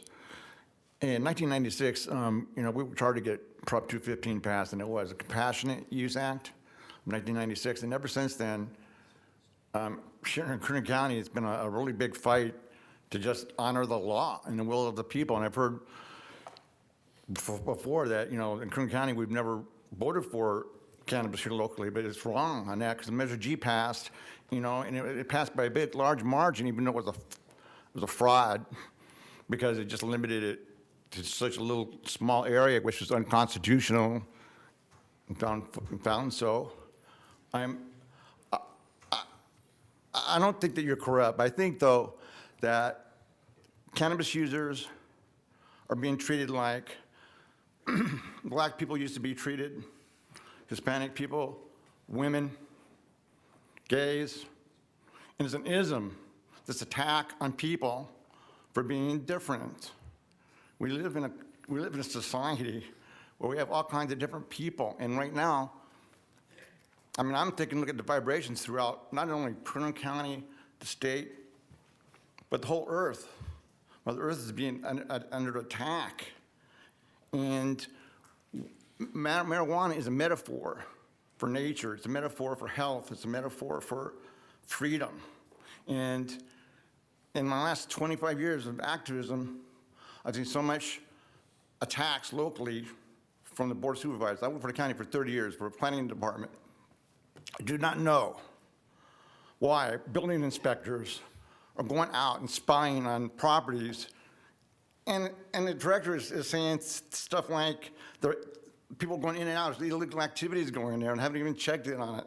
It's like, what kind of responsibility are we trying to put on law enforcement to expect them to enforce laws when they can't even close down a meth heroin lab going down in Boron? I mean, I don't know, I'm asking about hypocrisy and why do we hate marijuana so much? Why is there so much, why are good people having to leave the county? I mean, I dropped out of Normal because it was too much for me too. I was the president of Bakersfield Normal for 20 years, fighting here locally. And I'm just tired. I'm like, I don't want to see anything split on a ballot. The people have spoken. There's just a couple more things I want to say about proximity to children. Come on. My grandson's school is right next to a liquor store. I've talked to him about alcohol. Why does government have to take place of the parent? Why do they have to be big brother? And peace and love to you, right? And I hope that you do the right thing. Thank you. Thank you, Mr. Murphy. Who'll be next? Please step to the microphone and proceed. Can I keep this too, please? Sir? Real quick, I just wanted to say, although I disagree with you guys, I still love you as people. And I wish we could just hug this out and make this all work together. And the open offer is still there. If you guys want to reach out to me, we can still talk. Thank you. Hello, boards. Hello, Chairman. My name is Timothy Chiara. That is my name. How do you spell it, the last name? Chiara. Thank you. I am here for veterans everywhere, per se. I am a 4-year veteran. I deployed for a year, and to have to come back to fight for a medical use that works for me is downright BS. I have anxiety problems because of deployment. I also have anxiety problems because of childhood past, which exacerbated the military problems. I have tried medications, and I have also been in the mental ward. Nothing works until I got out and was able to get my medical card. And the fact that you guys are trying to ban it here is discriminating. And then, to hear it from her, the state is asking a 3.7 tax for every 5,000. Why try to up it to 5? The only shops that are operating right now are all the illegal ones, and from my apartment alone, where I'm living, I can walk to 4 of them. I have called them in multiple times, and no cop's gonna do anything about it. Because there is none, as proven by the guy in the Boron situation. I have a family member who lives out in Boron, and he's dealing with the same situation. Hell, he even knows someone that is working with his mother to get him off of her property with all of his stuff. That just proves there's corruption everywhere, and it's even here. I'm done. Excuse me, sir, I'm not asking for your address. Just give me the area of town or area of the county you live in. Stockdale Highway, Village Lane. There's 4 of them within walking distance. Go find them. Thank you, sir. Who'll be next?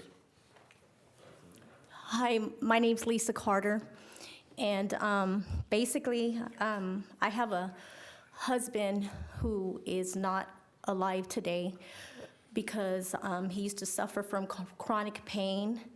And so he was taking a lot of medication for the pain. And also knowing somebody who basically suffers from manic depression and anxiety and is suicidal, relies on cannabis. And when I look at the experiences that this person goes through, I often have wondered that maybe that is something that, or was something, or could have been something that my husband could have done to help him. So basically what I'm asking today, from my understanding, when the people go into the shop and they have to expose their license and license, driver's license, and what else? There's a second thing. Medical card? Okay, medical card. If the owners would put everyone on a list, and this list be taken into consideration for faith-based churches to pick up this list and be able to come in to help maybe rehabilitate these people. I'm not sure who attends churches here in the city. My guess is going to be some of them, or most of them probably don't. But I also know at the same time, people that need cannabis, they also need help. And so basically, I pray and I hope that these people that do depend and rely on cannabis will at least work toward bettering themselves and maybe hopefully coming off of it eventually. And I believe in church. I believe in rehabilitation.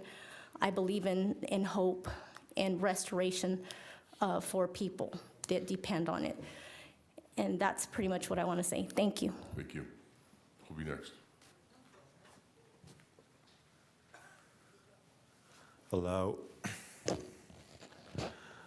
My name's King Meeks, and I don't got no speech or nothing, but I just want to say, make a couple points here. If you keep marijuana trees legal, it takes away from the street dealer, obviously. You know what I'm saying? So it just makes the streets more safer. It makes more sense. You know what I'm saying? And it's pretty much legal, anywhere else in California. So, I don't see what the problem is for it to be legal here. And it does provide jobs. It has a medicinal purpose for a lot of people. There are people that take advantage of it, but not all people take advantage of it, you know what I'm saying? There are people that operate, they could smoke trees and it's easier for them to operate and get things done. They become more productive.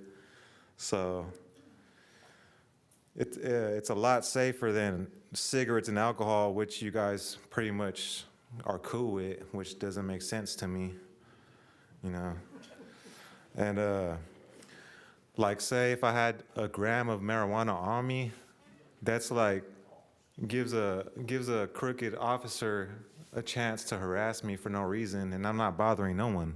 I'm just minding my business. So, and then not only that, the shops out here, they do give back to the community, because I'm proof. There was a time I was homeless, and I've won $1,000 just by going to one of their little events. So I don't see how you guys could demonize it. I go to church. That's all I do is just read my Bible, go to church, and I make music.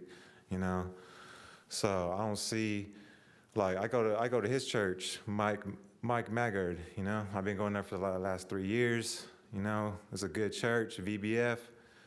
I smoke trees. I've been smoking since 11, so, I mean, I don't see how you guys could say it's okay to be drunk. You know, drunk, it's cool to be drunk, but it's not okay to smoke trees or weed or whatever you want to call it. You know what I'm saying? And I just want to say, at least give the people a chance to vote and let them make the decision, because, you know, at the end of the day, it's supposed to be, the people's supposed to have the power to make a choice. That's why we're in America, you know? And you guys are basically taking that privilege away, and you're taking rights away, and it's going down, you know? It's not going up. And I'm pretty sure we can all come to a common ground, you know, and we can all meet to where everything's cool, you know.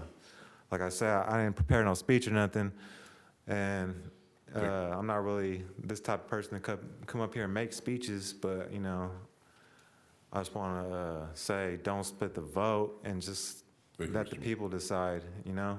Thank you. All right. Who'll be next?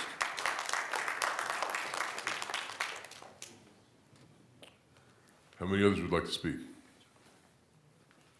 Could I get you to come down to the front row so we can get you to the microphone quickly? Thank you. Yes, sir.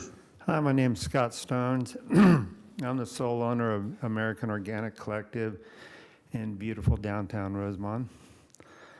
I opened up about 3 years ago, and Lorelei and Mr. Jenkins over here gave me a legal non-conforming certificate. Probably the happiest day of my life, because construction wasn't working out, a lot of other work wasn't working out. I put every red cent into my shop, as did probably 29 other shops that have been shut down. It's something that takes your whole life to start. You just can't start a collective overnight. I did it mainly for the vets. I give a lot of money to the vets. I also hire 3 veterans that work at my shop. One spent 30 years on the SS Ronald Reagan and all the Gulf Wars. He was the only air traffic controller in SS Ronald Reagan. And he worked for me, and he no longer wants to work for me now because I am deemed an illegal shop. I would like to propose all 29 that put their blood, sweat, and tears into their shops that have been shut down and probably had their families dispersed. I would like you to take into consideration to leave those 29 shops open because of how hard they worked. I can't tell you how many cancer victims and how many military. I give a 30 and 50% discount to military at my shop. I have numerous patients every day coming there shaking, literally shaking. We have to sit them down, a lot of my veterans, and just talk with them. Just basically talk. If they want to smoke in the shop, which I don't allow, I let them smoke because it calms them down. It works for them. If we do anything here today, we do it for our vets. And that's probably all I can say. I would like for all you guys to come into my shop and stay there for 2 hours and see what really goes on. It would blow your mind. Gentleman here, I don't know, a couple of years ago said, oh, why don't they can drive out to Cal City to get their medicine. Do you know what it's like for a cancer patient that's taking chemotherapy that can't even crawl or walk?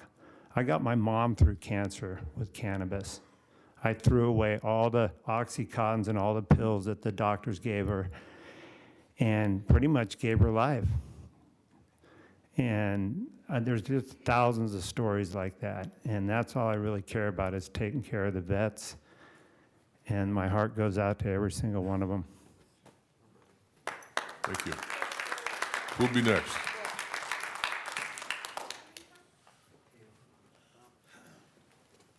Good afternoon, Chairman, Board of Supervisors, colleagues. My name is James Kell. I'm a local business person. I'm a transplant from Northern California. I've had an opportunity to be exposed to cannabis in different regions. I'm not here to preach the ethics of how you conduct business here locally. What I am asking for is consideration to help these people with medicinal needs. As you're quite aware, there's a lot of medical benefits. Maybe epileptic seizures, maybe autism, maybe post-traumatic stress disorder. We need to help our people in our community. We need to generate tax revenue to benefit, such as, but not limited to, local law enforcement, rehabilitation centers, rescue missions, homeless, animal shelters. I know there's an incentive out there, and I know that there's a plan that can and will work. We just need to take the initiative. The California voters have spoken, and I'm asking you to please consider pushing this through in 2020 and not splitting the bill. It's a major, major thing here in the Kern County. Arvin's spoken, Cal City's on board. I've spent a little time up in the Emerald Triangle.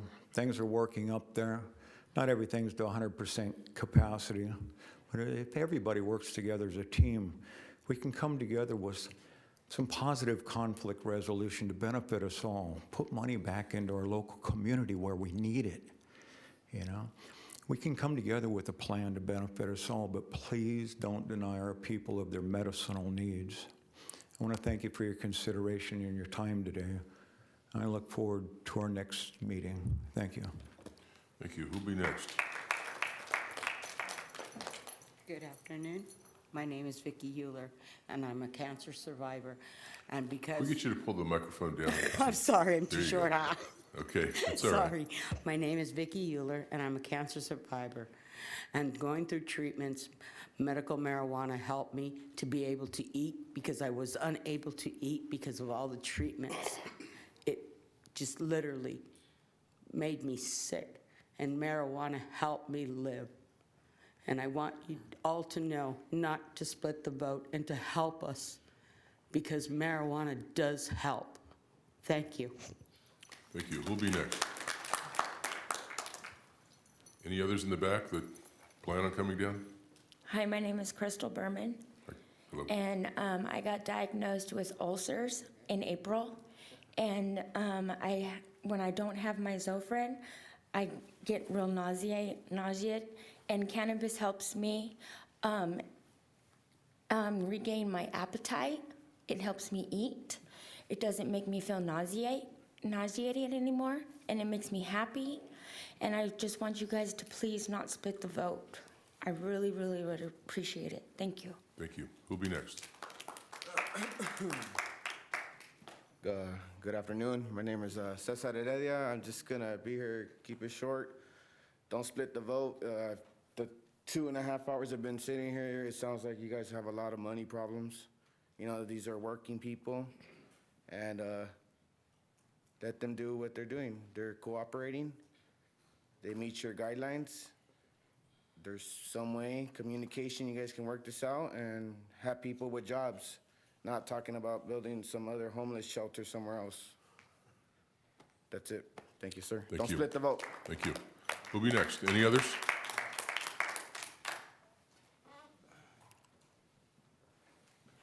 How's everybody doing? My name is Mr. Williams. I just had 2 strokes last month. It's a blessing that I'm here. I have 12 kids. I'm stressed out half of the time. I have 6 boys and 6 girls. If it wasn't for marijuana, I'd have fell out myself. But I'm just saying, please don't split the vote. Let us vote individually like the way it's supposed to be done, and don't change it. And I really would appreciate it. Thanks a lot. All right. Thank you.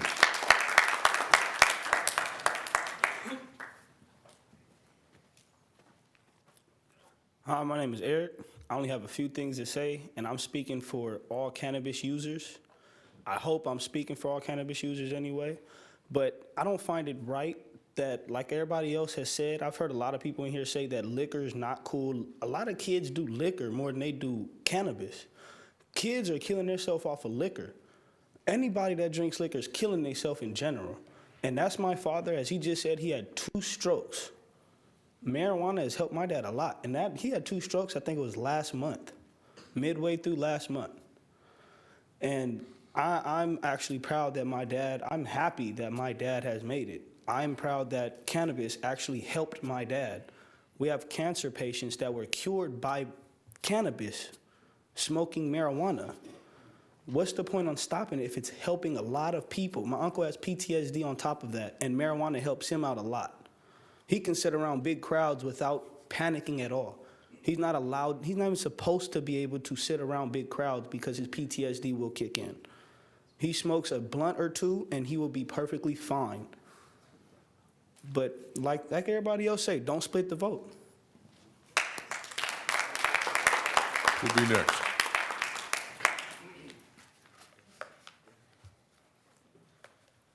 Hello, Supervisors. My name is Larry Rodriguez. I'm just a random citizen. And I wanted to talk about some of the benefits of cannabis. Well, we'll start off with a little bit of history. So President Nixon targeted cannabis back in the 60s, 70s, around that era, because a lot of so-called hippies were using the drug, and so he wanted to use a way to be able to criminalize them. So he created the schedule system and made cannabis a Schedule I drug. Second off, I wanted to acknowledge that as of this moment, 2 days ago, Colorado has hit $1 billion in revenue from cannabis sales since its legalization, at least this year. And it is, the cannabis industry is becoming more and more lucrative to investors as CBD sales in stock actually are going up and they're being publicly traded. The time is over for the illegalization of cannabis. An entire country to the north of us has fully legalized cannabis from border to border and are going actually into cross-country trading, importing and exporting. At this point, they think that it's basically highway robbery because they think that they've gotten to the markets before us, before our companies can, before our capitalistic system hits the markets with this product. And I am an advocate of not only the medical, but also the recreational use of cannabis, because we can use this and we can fund our public programs through the taxation of cannabis, just as we fund our programs through the taxation of alcohol and tobacco. One day, maybe 20 years or 50 years down the line, we will not have the ATF. It will be the ATF-M, ATF-C, alcohol, tobacco, firearms, cannabis, or marijuana. But that's basically how the future is going to be. And if that's the way that we want to go, then I think the soonest that Kern County can start making some initiatives to make these legal pot shops or legal medical marijuana shops available to the public in safe zones with high regulation and regulation of the illegal pot shops, getting rid of illegal pot shops and moving only towards legal pot shops with high regulation and taxation, we can move forward as a county, make a lot of money and make a lot of people happy. As well, if we begin to continue to regulate, we would have less problems with these hood issues, as other people have said, and all the riffraff we can take care of because we would actually be putting laws and organization towards it instead of letting what's happening now, a complete disaster, continue to happen. The county, if you just go down some, like let's say 4th Street, you will see crack dens. And you will see people doing illicit drugs, and we need to take care of those areas. We need to take care of our veterans. We need to take care of our schools, buy textbooks, and pay our teachers more. And we can use that by taxing cannabis, a substance that is going to become legal very soon in this state. And I promise you that during the 2020 election cycle, for the election of the president, we will see debates where presidential candidates will be talking about the legalization of marijuana. So it's not just some town hall meeting and Kern County supervisors on this issue. This is a national issue. And eventually we have to start talking about this in a professional and organized manner, not just some you know, it's bad, it's against God, it's this and that, it only brings riffraff. No, we have to start figuring out legal and organized ways, and that's what my comment is for today. I advocate that. Thank you. Thank you for your time. Who'll be next?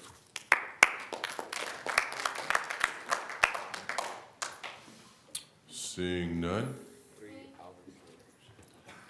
Anybody else that would like to speak, I need you to come to the front row so I can see you.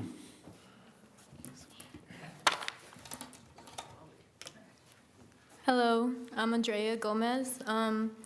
Somebody asked earlier why you hate weed. You hate weed because you associate it with black and brown people. You took our pleasure away because you hate us. You really do. So consider how many of us, yeah, like you took our pleasure, sure. Consider how many of us are in need of medication. I mean, there's been so many examples up here. Consider those of us who need the simple plant, it's natural, to live normally, that we needed to live normally, to live the lives that you're living, the same one. Put your hate aside and your internalized anger aside to find compassion in your own community. Don't split the vote.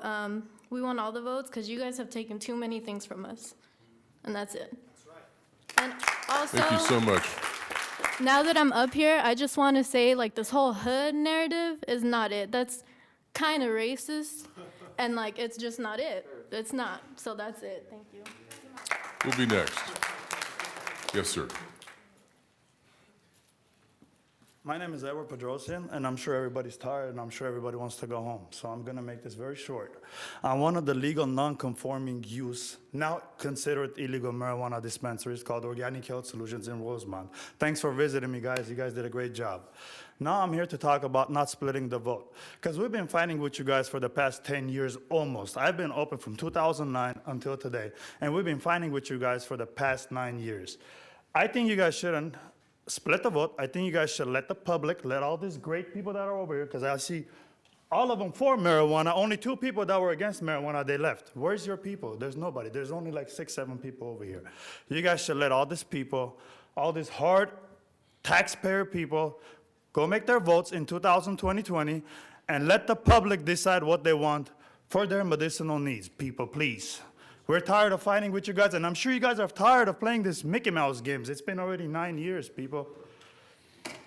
Let the public get their medication. We're here to support the people. We help the people. And if you guys are here for the people, then help the people as well. Stop changing laws, stop changing regulations, stop coming up with new rules, new zonings, new this, new that. Let the zonings be where they were at when you guys led it in 2009. We worked hard for it.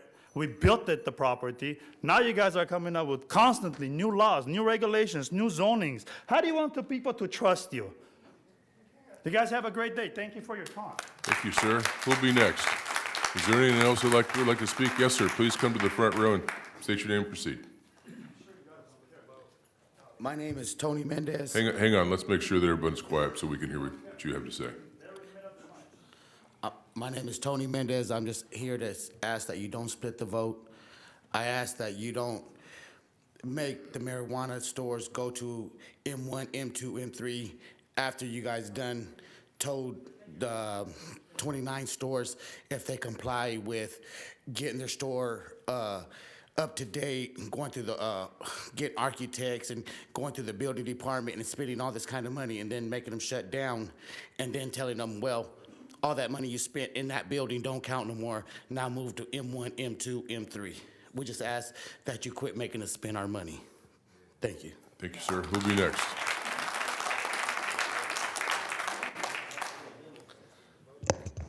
How you doing? My name is Joshua Espindola. I'm with Vape and Bake in Rosemont, California.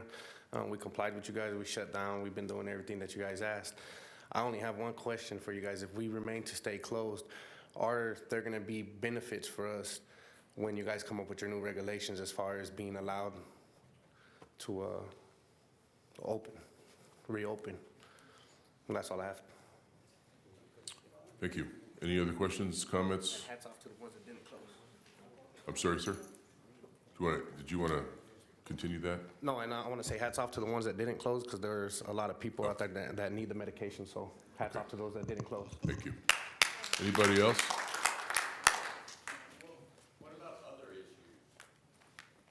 I'm sorry, is there someone here that wants to speak? That I need you to come to the microphone. State your name and proceed. If anyone else would like to talk, could I get you to come to the front row so we can get you the microphone quickly? Well, thank you. Sorry, I didn't mean if I cut in with anybody. I'm in Mr. Gleason's district. I come here actually for something else, for the public transit. Could you give us your name, please? Sure. My name's Forrest Brown. Thank Forrest you. with 2 R's, Thank you. brown like the color. So I came to see if you guys could allocate more funds for Kern Transit, right? It just so happens we're sitting here debating something that we've been debating a year ago, or more than that, much more than that, where we could have the money so that my 12 and 14-year-old wouldn't be left at a bus stop and the dial-a-ride doesn't communicate. They're stuck there. They're stuck there with school teachers that have to wait for them, et cetera, et cetera. So those are the things that I wanted to communicate with you guys. I don't know. I came in late. I apologize. So I don't know if there's an open floor. But the point being is there is money to be made. There is an economy here that's, right? My girls are sitting out in the one great resource of the county, which is sunlight, over in South Fork, up in Kern Valley. Anyway, thank you. If you, Yes. is there anybody here from Public Works that might be on? Beautiful. Mr. beautiful. Anand, instead of you sitting here through an item that you didn't come here But for. it's all interrelated, though. They all Okay, are interconnected. okay, never mind. Yeah, but I'm just saying, it's not just that, it's the transportation, the smog, the pollution, all of these things are interconnected, right? Like this morning, for example, I heard you guys talking about working with the charities, the churches, transporting food. Mr. Gleason wants to know, how do we get that food up in the East Kern, up in the North Kern? Hey, public transport is an option. You guys have the buses, they run all the time. It's just an idea. All of these things are interconnected. Yeah. Mr. Brown, you're going I to thought give your you information, referenced please, you to needed Mr. some help on Anand. a specific issue. Yes, Sorry, yeah. Supervisor Gleason, you're gonna I'm sorry. help Thank him you, out. Mr. Chair. Thank you. Thanks. Thank you. Hi, it's me again. My name's Lisa Carter. I just want to say I'm not a smoker. I'm not a user. I am for medical purposes, not recreational. And I just want to give hope to people who are stuck, you know, and if this is the avenue that they have to go through to do what they have to do with the intent of rehabilitation through faith-based churches to come in and pick up the list to mentor them and hopefully just, who knows, you know, they become better people. That's all I want to say. Thank you. I'm sorry, if you have, really, we're talking, this is a conversation supposedly between us and you. That's all right.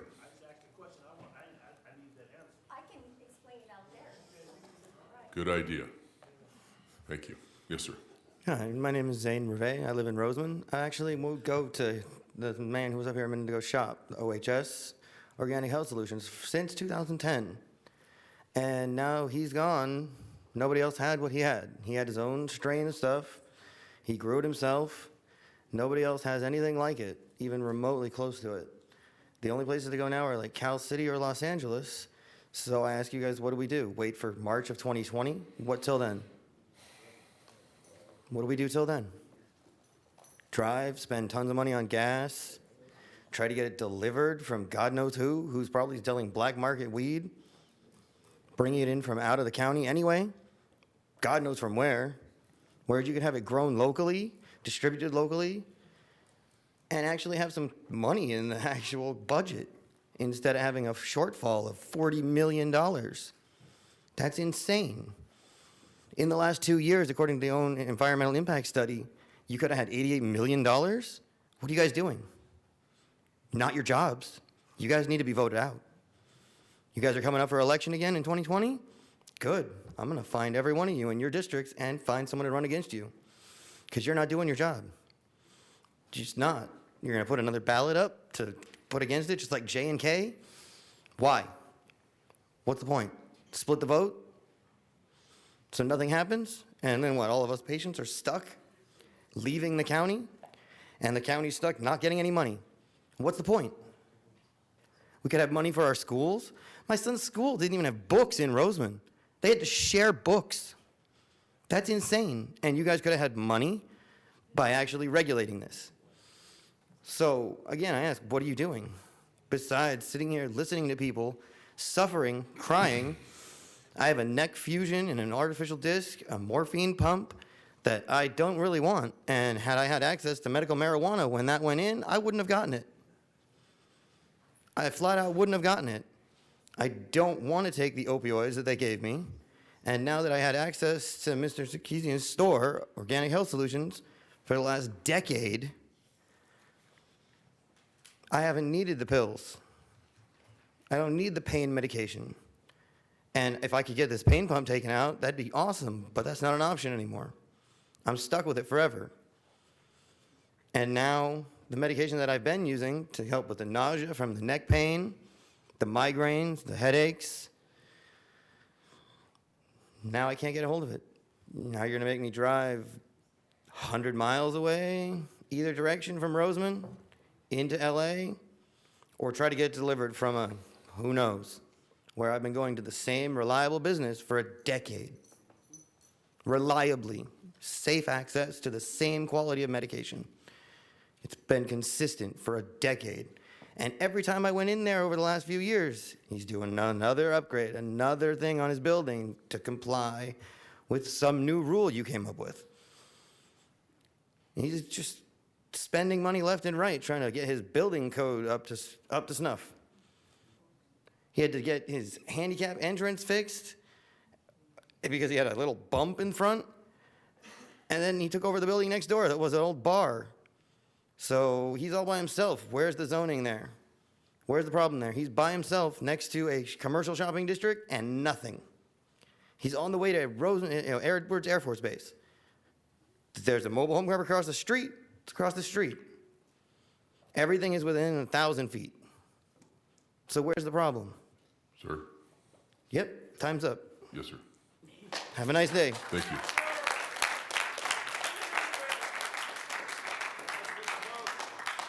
Good job, Zane.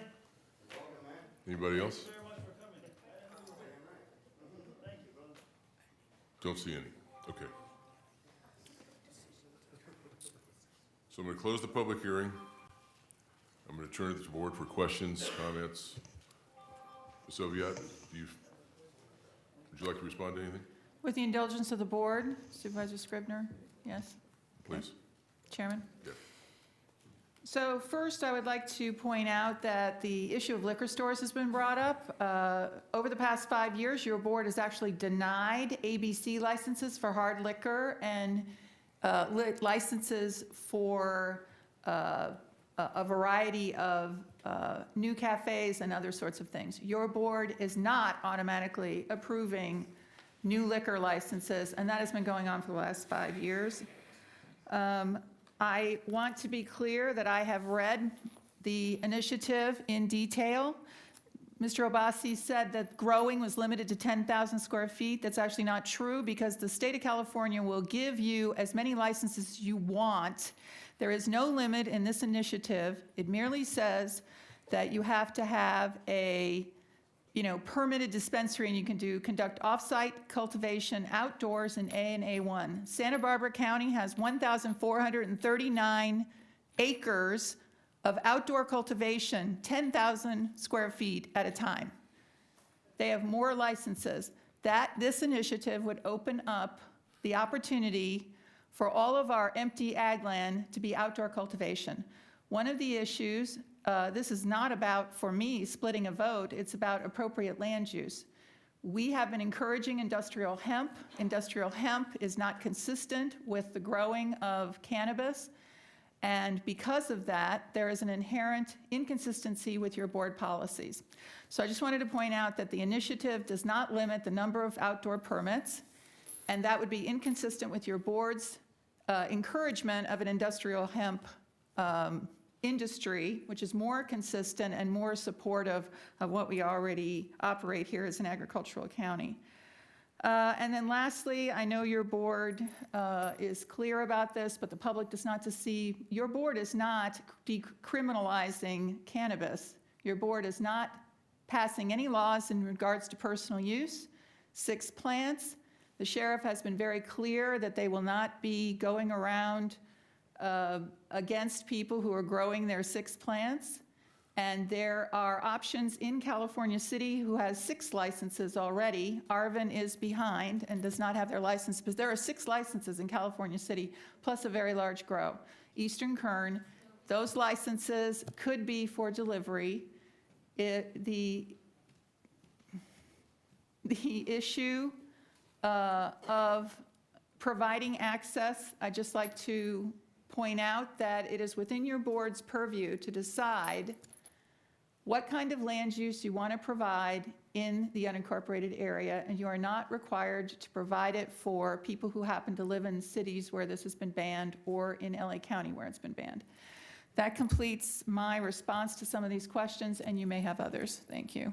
Chairman, if I may clarify.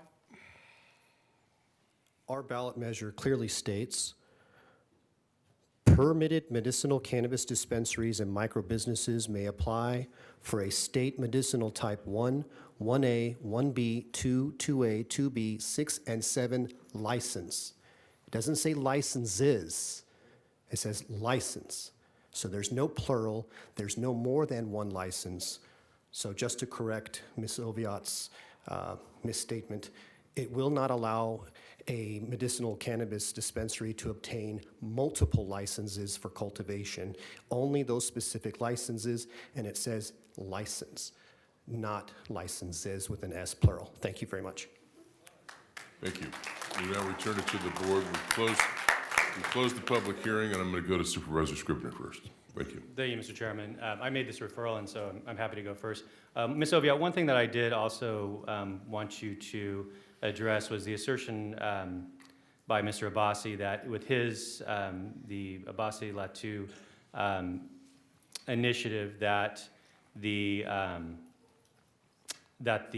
tax revenue would go to law enforcement, whereas what you're proposing would not. And so could you address that, please? Supervisor Scribner, through the chair, the proposal, if we could put that back up, the proposal that I've brought before you clearly states that forever how many conditional use permits are permitted, the money would go for code compliance, law enforcement, prosecutors, which of course are part of law enforcement, probation, which is part of law enforcement, jail, which is part of law enforcement, and some portion to public health, food safety. What about the Abbasi Latu initiative? As far as how does the taxing work in that? I know there's mention of it, and there is a structure, but how would that be implemented? The structure says that your board may impose a business tax of up to $37.50 for each thousand of adjusted gross income. This may require a vote of your board to impose. The clause is being reviewed by County Council for what that process is, but it does not say that the tax is adopted. It says your board may impose. Revenue is specified for the general fund for law enforcement, drug abuse and treatment, and K-1 education. Of course, your board knows that the general fund does not fund K-1 education. Thank you. Okay. Thank you, Ms. Oviatt. This also, for me, isn't about splitting the vote. This is really about one thing when I made this referral and with concerns about the initiative that's going to be on the March 3rd ballot, and that's the town of Rosamond. And to some extent, the town of Oildale, which I'm also concerned about, but it isn't in my district.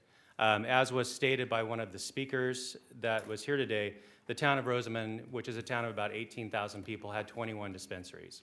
Those dispensaries largely were serving people from Los Angeles County. There obviously were some folks from Kern that went, but there's no way that a town of 18,000 people needed 21 marijuana dispensaries. And with this initiative, by our calculations, 16 of those would be able to reopen, which is far too many. And frankly, the location to me has always been the issue. The locations where kids would be walking by the dispensaries to and from school, to the park, library, et cetera. Also, so many complaints from the neighbors. The town of Rosamond was up in arms about the inundation of dispensaries in their town. It happened virtually overnight for them, And I just heard constant complaints and looking to us saying, you know, what are you going to do? I thought these were illegal. Why are they still open? Et cetera, et cetera. The limitations of law enforcement and our prosecutor's office at the time had really hampered our ability to do anything to address on large scale those other than just playing whack-a-mole, shutting one down, seeing it reopen someplace else under a different name, et cetera. The lack of any kind of oversight from our board under this initiative is also a concern. It's a ministerial permit. There is virtually no appeal process. It goes to an administrative law judge, which we don't know if that's even something that's legal, but it doesn't come here to this board. It doesn't come to the body that's tasked with representing those communities that would be, in my view, inundated again with up to 60 dispensaries, Rosamond seeing at least 16. I don't know how many in Oildale, if you have a handle on that, Supervisor Maggart, but I'm sure that you have some idea. What staff is proposing here, a 1,000-foot setback, not just from schools, but also from libraries, parks, daycares, a lot of other sensitive uses, I think is a very responsible thing to propose. Industrial areas, there's a less likelihood for children to be in those areas walking to and from school, from bus stops, et cetera. The commercial zoning of these dispensaries, I think, is very problematic. I think that's been proven with the problems and the complaints that we've had from neighboring businesses. That is what I know Supervisor Maggart and I have heard so much from folks that own businesses or patronize businesses in Rosamond and Oildale. If it wasn't for what happened in Rosamond, my approach to this issue would have been different from the beginning. But that unfortunately, the way in which the owners and operators of those dispensaries ignored our rules, ignored the wishes of the community, thumbed their nose at this county is why I think we are where we are here today, at least from my perspective.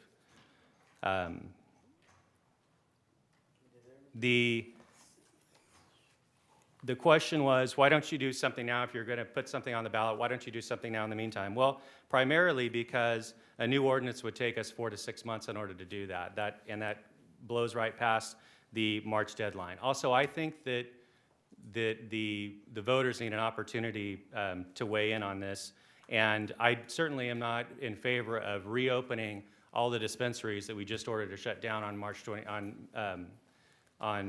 May 24th of this year, simply because of where they're located. All those locations to me are problematic, and that's why I voted the way I did.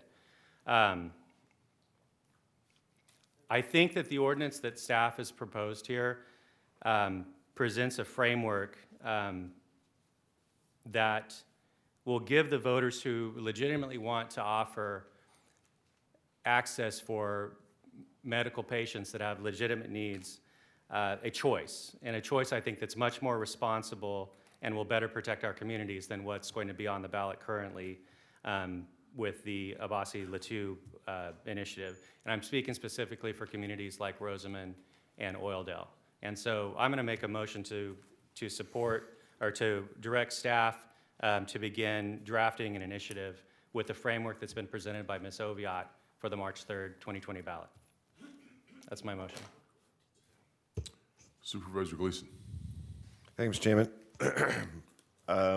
I think it was Mr. Rodriguez who was talking about presidential debate. I forget who it was. I wrote his name and I wrote the notes.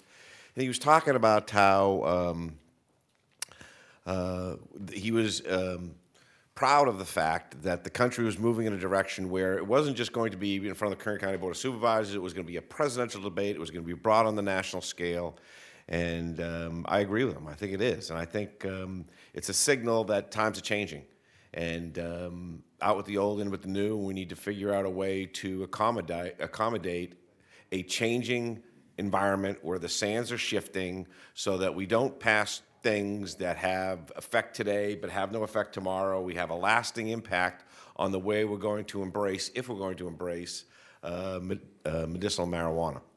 My focus on this whole deal is twofold. First is I want to get it right. And the second is I believe that there is a bona fide need for medicinal marijuana. I have come to I didn't believe that 2 or 3 years ago. After listening to you people and getting calls and talking to people, I'm absolutely convinced that medicinal marijuana has a bona fide requirement. It has a bona fide benefit to improving the quality of people's lives. And my focus is not so much on other things, but on those issues. So if you talk to me and you're trying to convince me in the fact that you're going to fix my budget, great, I hear you. Wonderful, but my focus is going to be to create an environment here in Kern County. My vote is going to be to create an environment here in Kern County that satisfies a bona fide need of patients who depend, and it improves their quality of lives. And the second thing is, how can I make a vote that's going to get it right, that we can actually improve the quality of those people's lives, and not put forth an agenda that is going to change in 5 years, or in these shifting sands create something that is unpredictable and unsubstantial and unenforceable, understanding that the law is coming down on us from above or changing. So I want everybody to understand that. Whatever your position is, understand this. When I'm going to hit that button to vote, it's going to be directed purposefully for the benefit of the patient, not the tax revenue, although that's wonderful, glad to hear it. And it's going to be try to get a program in place that works. So the question on whether or not we split the vote is not I don't care. If we can put something forward that is going to be right and it's going to work, I believe Kern County will buy it and will vote in favor of that. If we put something in favor of out in front of them that captures the emotion of the moment or captures lingering business investments, I don't believe that is going to capture the day and win the argument. I think if we want to win this argument, it has to be focused on patient quality healthcare delivery system. How do we do that? And how do we get that right? How do we satisfy that patient? So my vote is going to be focused always on that as a primary, the long pole in the tent, and not other stuff. Ms. Oviatt, you mentioned some stuff. You threw a bunch of data up there that I hadn't seen before. Did not fully understand. One of the things you said was 58 counties and 19. Used the number 19 counties are now approving cannabis. I think you meant medicinal cannabis, but did you mean? Can you go back over those numbers? Do you have those? I have, out of the 58 counties that we have, 30 allow. Some of them also allow recreational. Only 19 of them allow you to sell it from a store. Was the point. Out of 58 counties, only 19 of them allow retail operations. Okay. Okay? Thanks. And some of those counties are because of initiatives. I also believe that, think that's important that we control. You made another comment. You said you put on no limit on the number of CUPs because you wanted to let the fair market manage. I don't believe we're in that circumstance. I don't believe the fair market yet is in a place to take control and manage and do this organization, because the federal government is a complete different opinion of of marijuana than the state government. So how are we to allow a free market to reign, which I'm a firm believer in an environment where we have two completely, or not completely, but they're competing ideologies of marijuana? Supervisor Gleason, I think you were thinking of the free market differently than I was thinking of the free market. Right now, the federal government is doing nothing in California. It's all the state and their licensing. There's no federal action in the state of California against cannabis unless it is a large grow that they think is going to move outside the state. So you can't move any of it outside the state. The free market I was talking about was also the public input. If we put a limit on it, then your board has to figure out where they all go. And I think we should leave that to the communities. For example, if we start saying, well, there should be 2 in, which we had done at one point, there should be 2 in this part of the county and 2 in that part of the county, how do we know that is where the patients are? I don't know that, in all honesty. We don't know that. The conditional use permit process allows for a public hearing, allows for people to go out, figure out where their patients are. people had brought up, what does this mean for us who had to close? Well, first, it does mean that if you're not in industrial, you'd have to move. But it also doesn't mean that we're going to take anything that happened into account. That's not how zoning works. So we're not going to say, oh, that was that guy who said X, Y, Z, therefore his conditional use permit is somehow not okay. So that means the first people that come in, they find an industrial location that has all of these characteristics. We go through a public process and we see what the neighbors think. We see what the situation is. It's site-specific. Perhaps the market says we should only have 1 in Eastern Kern and 2 in, how do you decide, if you put a limit on them, where they go? So I apologize. I was talking about the market from the perspective of the patients and how that sorts itself out. And then through the conditional use permit process, we can also look at overconcentration because they still have to get a license from the state, and the state wants to take that into account. I'm interested in, thanks, I appreciate that. I'm interested in further discussion about that. I'd like to understand that a little better. I think fewer is better than more, but I'm open-minded to having that conversation and seeing where that takes us. So having no limits, I'm not sure I'm a fan of that, but we can have that conversation down the road. So I'm interested in public health. I'm interested in understanding the numbers that we're going to put forward. The other question I got is, I think, and I've said publicly, that I believe that our industry here in Kern County is immature. And I'm sorry, that's how I feel. I've listened to all of you, and I would say that we're not at a maturity level yet in this that satisfies me. But that's not to say that there aren't people in the audience who have spoken, who have come across to me and given me a sense of credibility that I believe that they really work hard on the same things that I'm interested in, which is focused medicine for the people who need it, and are willing to stick their necks out to eliminate all other uses and stay focused on delivering that quality product. Do you agree with that?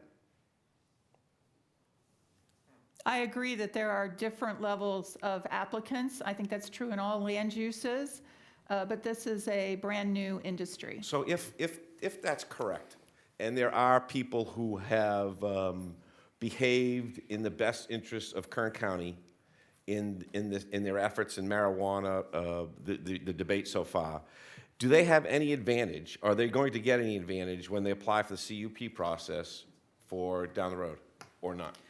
Supervisor Maggart, they will not, we're not proposing. Don't you ever. Sorry. Supervisor That Gleason. is like the supreme. I'm so sorry. It must be late. Supervisor Gleason, obviously Supervisor Maggart was thinking the same thing. I'm much younger. We are not, you are. We are not proposing that because that is very complicated in regards to zoning, because we're not talking about a license. We're talking about a land use. And giving preferential treatment in a land use is an issue that, I defer to county council, but that rises to a level. Here's what I will say about it. Going through the conditional use permit process requires you be organized. It requires you find a piece of property or rezone your property or somehow go through the process. The very people who you believe are capable, competent, and have those qualities are the ones who will get through that process. They will be able to do the applications, submit the information, go through the process, and get a state license. And giving consideration for certain types of issues, they may not be actually the right people at the end of the day when you start trying to figure that out. Because at the end of the day, I realize that there's a lot of words being thrown around about legal or illegal. All of these people were operating outside the laws of California and the laws of the county. Okay, thank you very much. Appreciate it. Let me wrap up my comments. I appreciate the patience of the board. I think that more people that I talk to than less are opposed to marijuana and medical marijuana. When I talk to them about my experiences here in the board, because they don't have the experience, they don't have the degree of exposure that we in this room have, or you in this room have. when I talk to them about that degree of exposure that people I see and I hear and I tell them, coming from where I come from, they are more likely to open their minds and to think, okay, Mick, there's something to what you're saying, and maybe there's something we can do. And those are the voters. These are the people who vote. And so in order for whatever we put forward in front of Kern County, it has to get approved by a percentage of the voters. And Kern County has demonstrated in its past that it's not willing to vote in favor of this effort.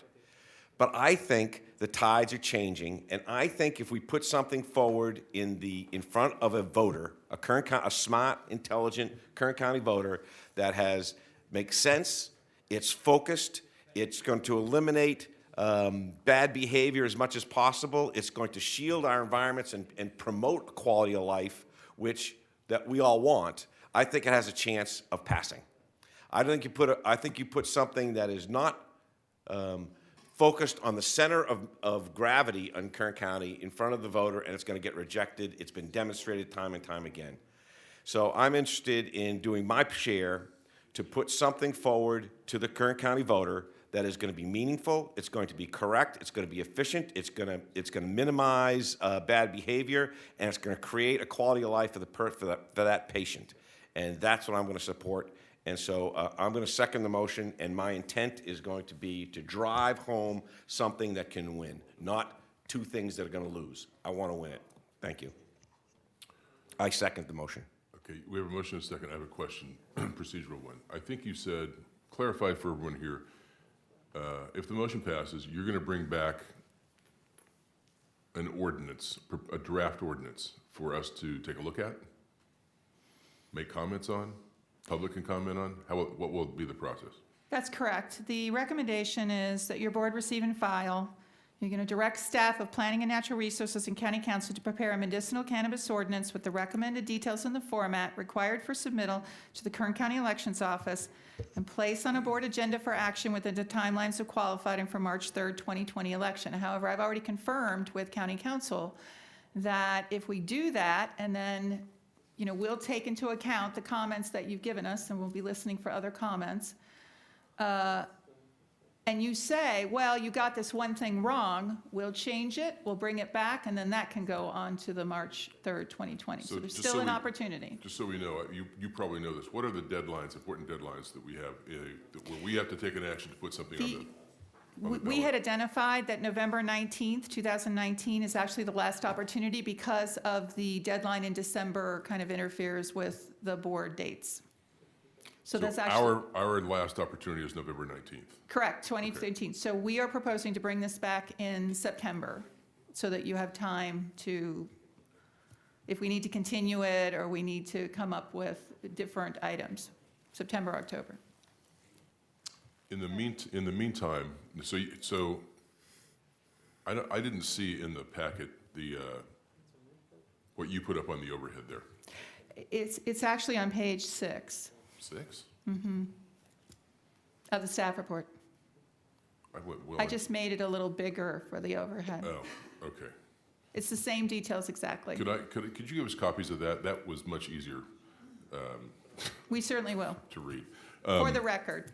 Thank you. If people, I think some of what happened today, in my opinion anyway, it's not to be disparaging, some people might not have been aware of what we were actually discussing. And so between now and whatever September something, in other words, there's 2 or 3 months where you're going to be crafting an ordinance to bring back a draft ordinance for us to look at. If people want to give input on that, how do they do it? They can send an email to the planning department, loreleio@kerncounty.com, LORELEIO@kerncounty.com. And can we see those as well? We would bring those comments back, yes. Okay. Thank you.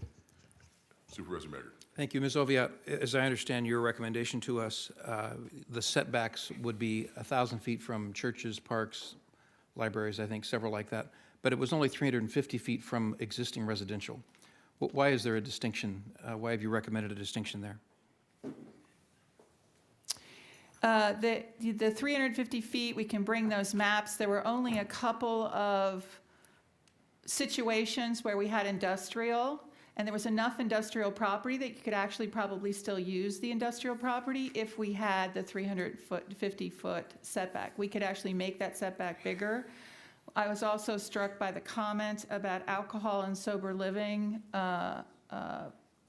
facilities, and so we will bring some language back to try and address those. If they are permitted by the state and can just go anywhere, that would be a problem for us, but if they were actually an assisted living set up with a CUP and we knew where they were, we should include those as setbacks as well. I think I'm interested in R1 getting the same setback as everybody else, but if there are exceptions, I'd like you to make us aware of that so I can have a clear understanding of what you're intending. Thank you. I don't see any other comments, so we have a motion and a second. Please cast your votes. The motion is approved, 4 ayes, 1 absent. Supervisor Perez. Thank you. See you in September. That takes us to item 25, which is a proposed resolution for the execution and delivery of an equipment lease, purchase agreement, and an escrow account control agreement.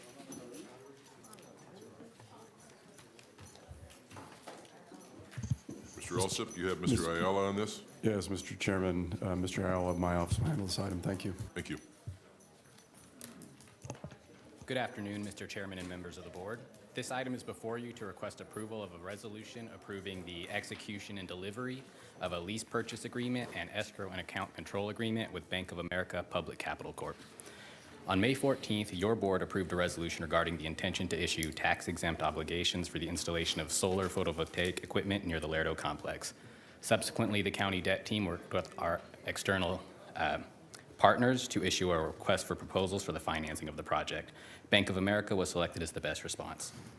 These proposed agreements provide for the acquisition and installation of the solar equipment. The financing term is not to exceed 20 years, with annual payments not to exceed $900,000 and a principal amount not to exceed $13 million. The project is anticipated to result in net savings over the term of the financing due to reduced energy costs. The proposed agreements have been approved as to form by County Council. Therefore, it is recommended that your board adopt the proposed resolution approving the execution and delivery of the equipment lease purchase agreement and the escrow and account control agreement with Bank of America Public Capital Corp. That ends our comments, and we're available for any questions. Thank you. Is there anyone here who would like to make a comment on this item? Seeing none, I return it to the board. Questions, comments? You just need a motion to approve and adopt a resolution?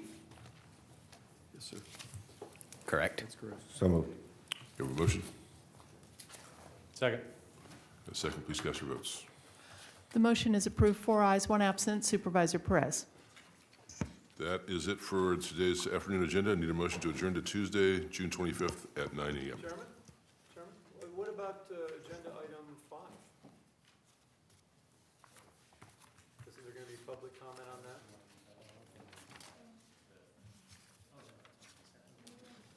So that was on the consent calendar. It was acted on very early in the meeting when we act on the consent calendar, which is a bunch of wide variety of items that are all, item 5. And there is no. What time did you get here? At 2 o'clock. So do you recall, were you here when I read off the consent calendar? Yeah, but I didn't hear that listed, and I didn't hear any opportunity for comment. If you'd like to come speak to us, it's been continued. It's going to continue. They didn't approve it. So we don't have to do anything with that because the motion, the staff's recommendation, which we acted upon, was to continue it to July 23rd. Oh, So if great. you'd like to come talk to us about it, the planning department. Great, I missed that, but I saw a lot of dope smokers. Yeah, exactly. Mrs. Kramer, on your line. Did anybody make a motion to adjourn? Okay, without objection, we're adjourned. Thank you.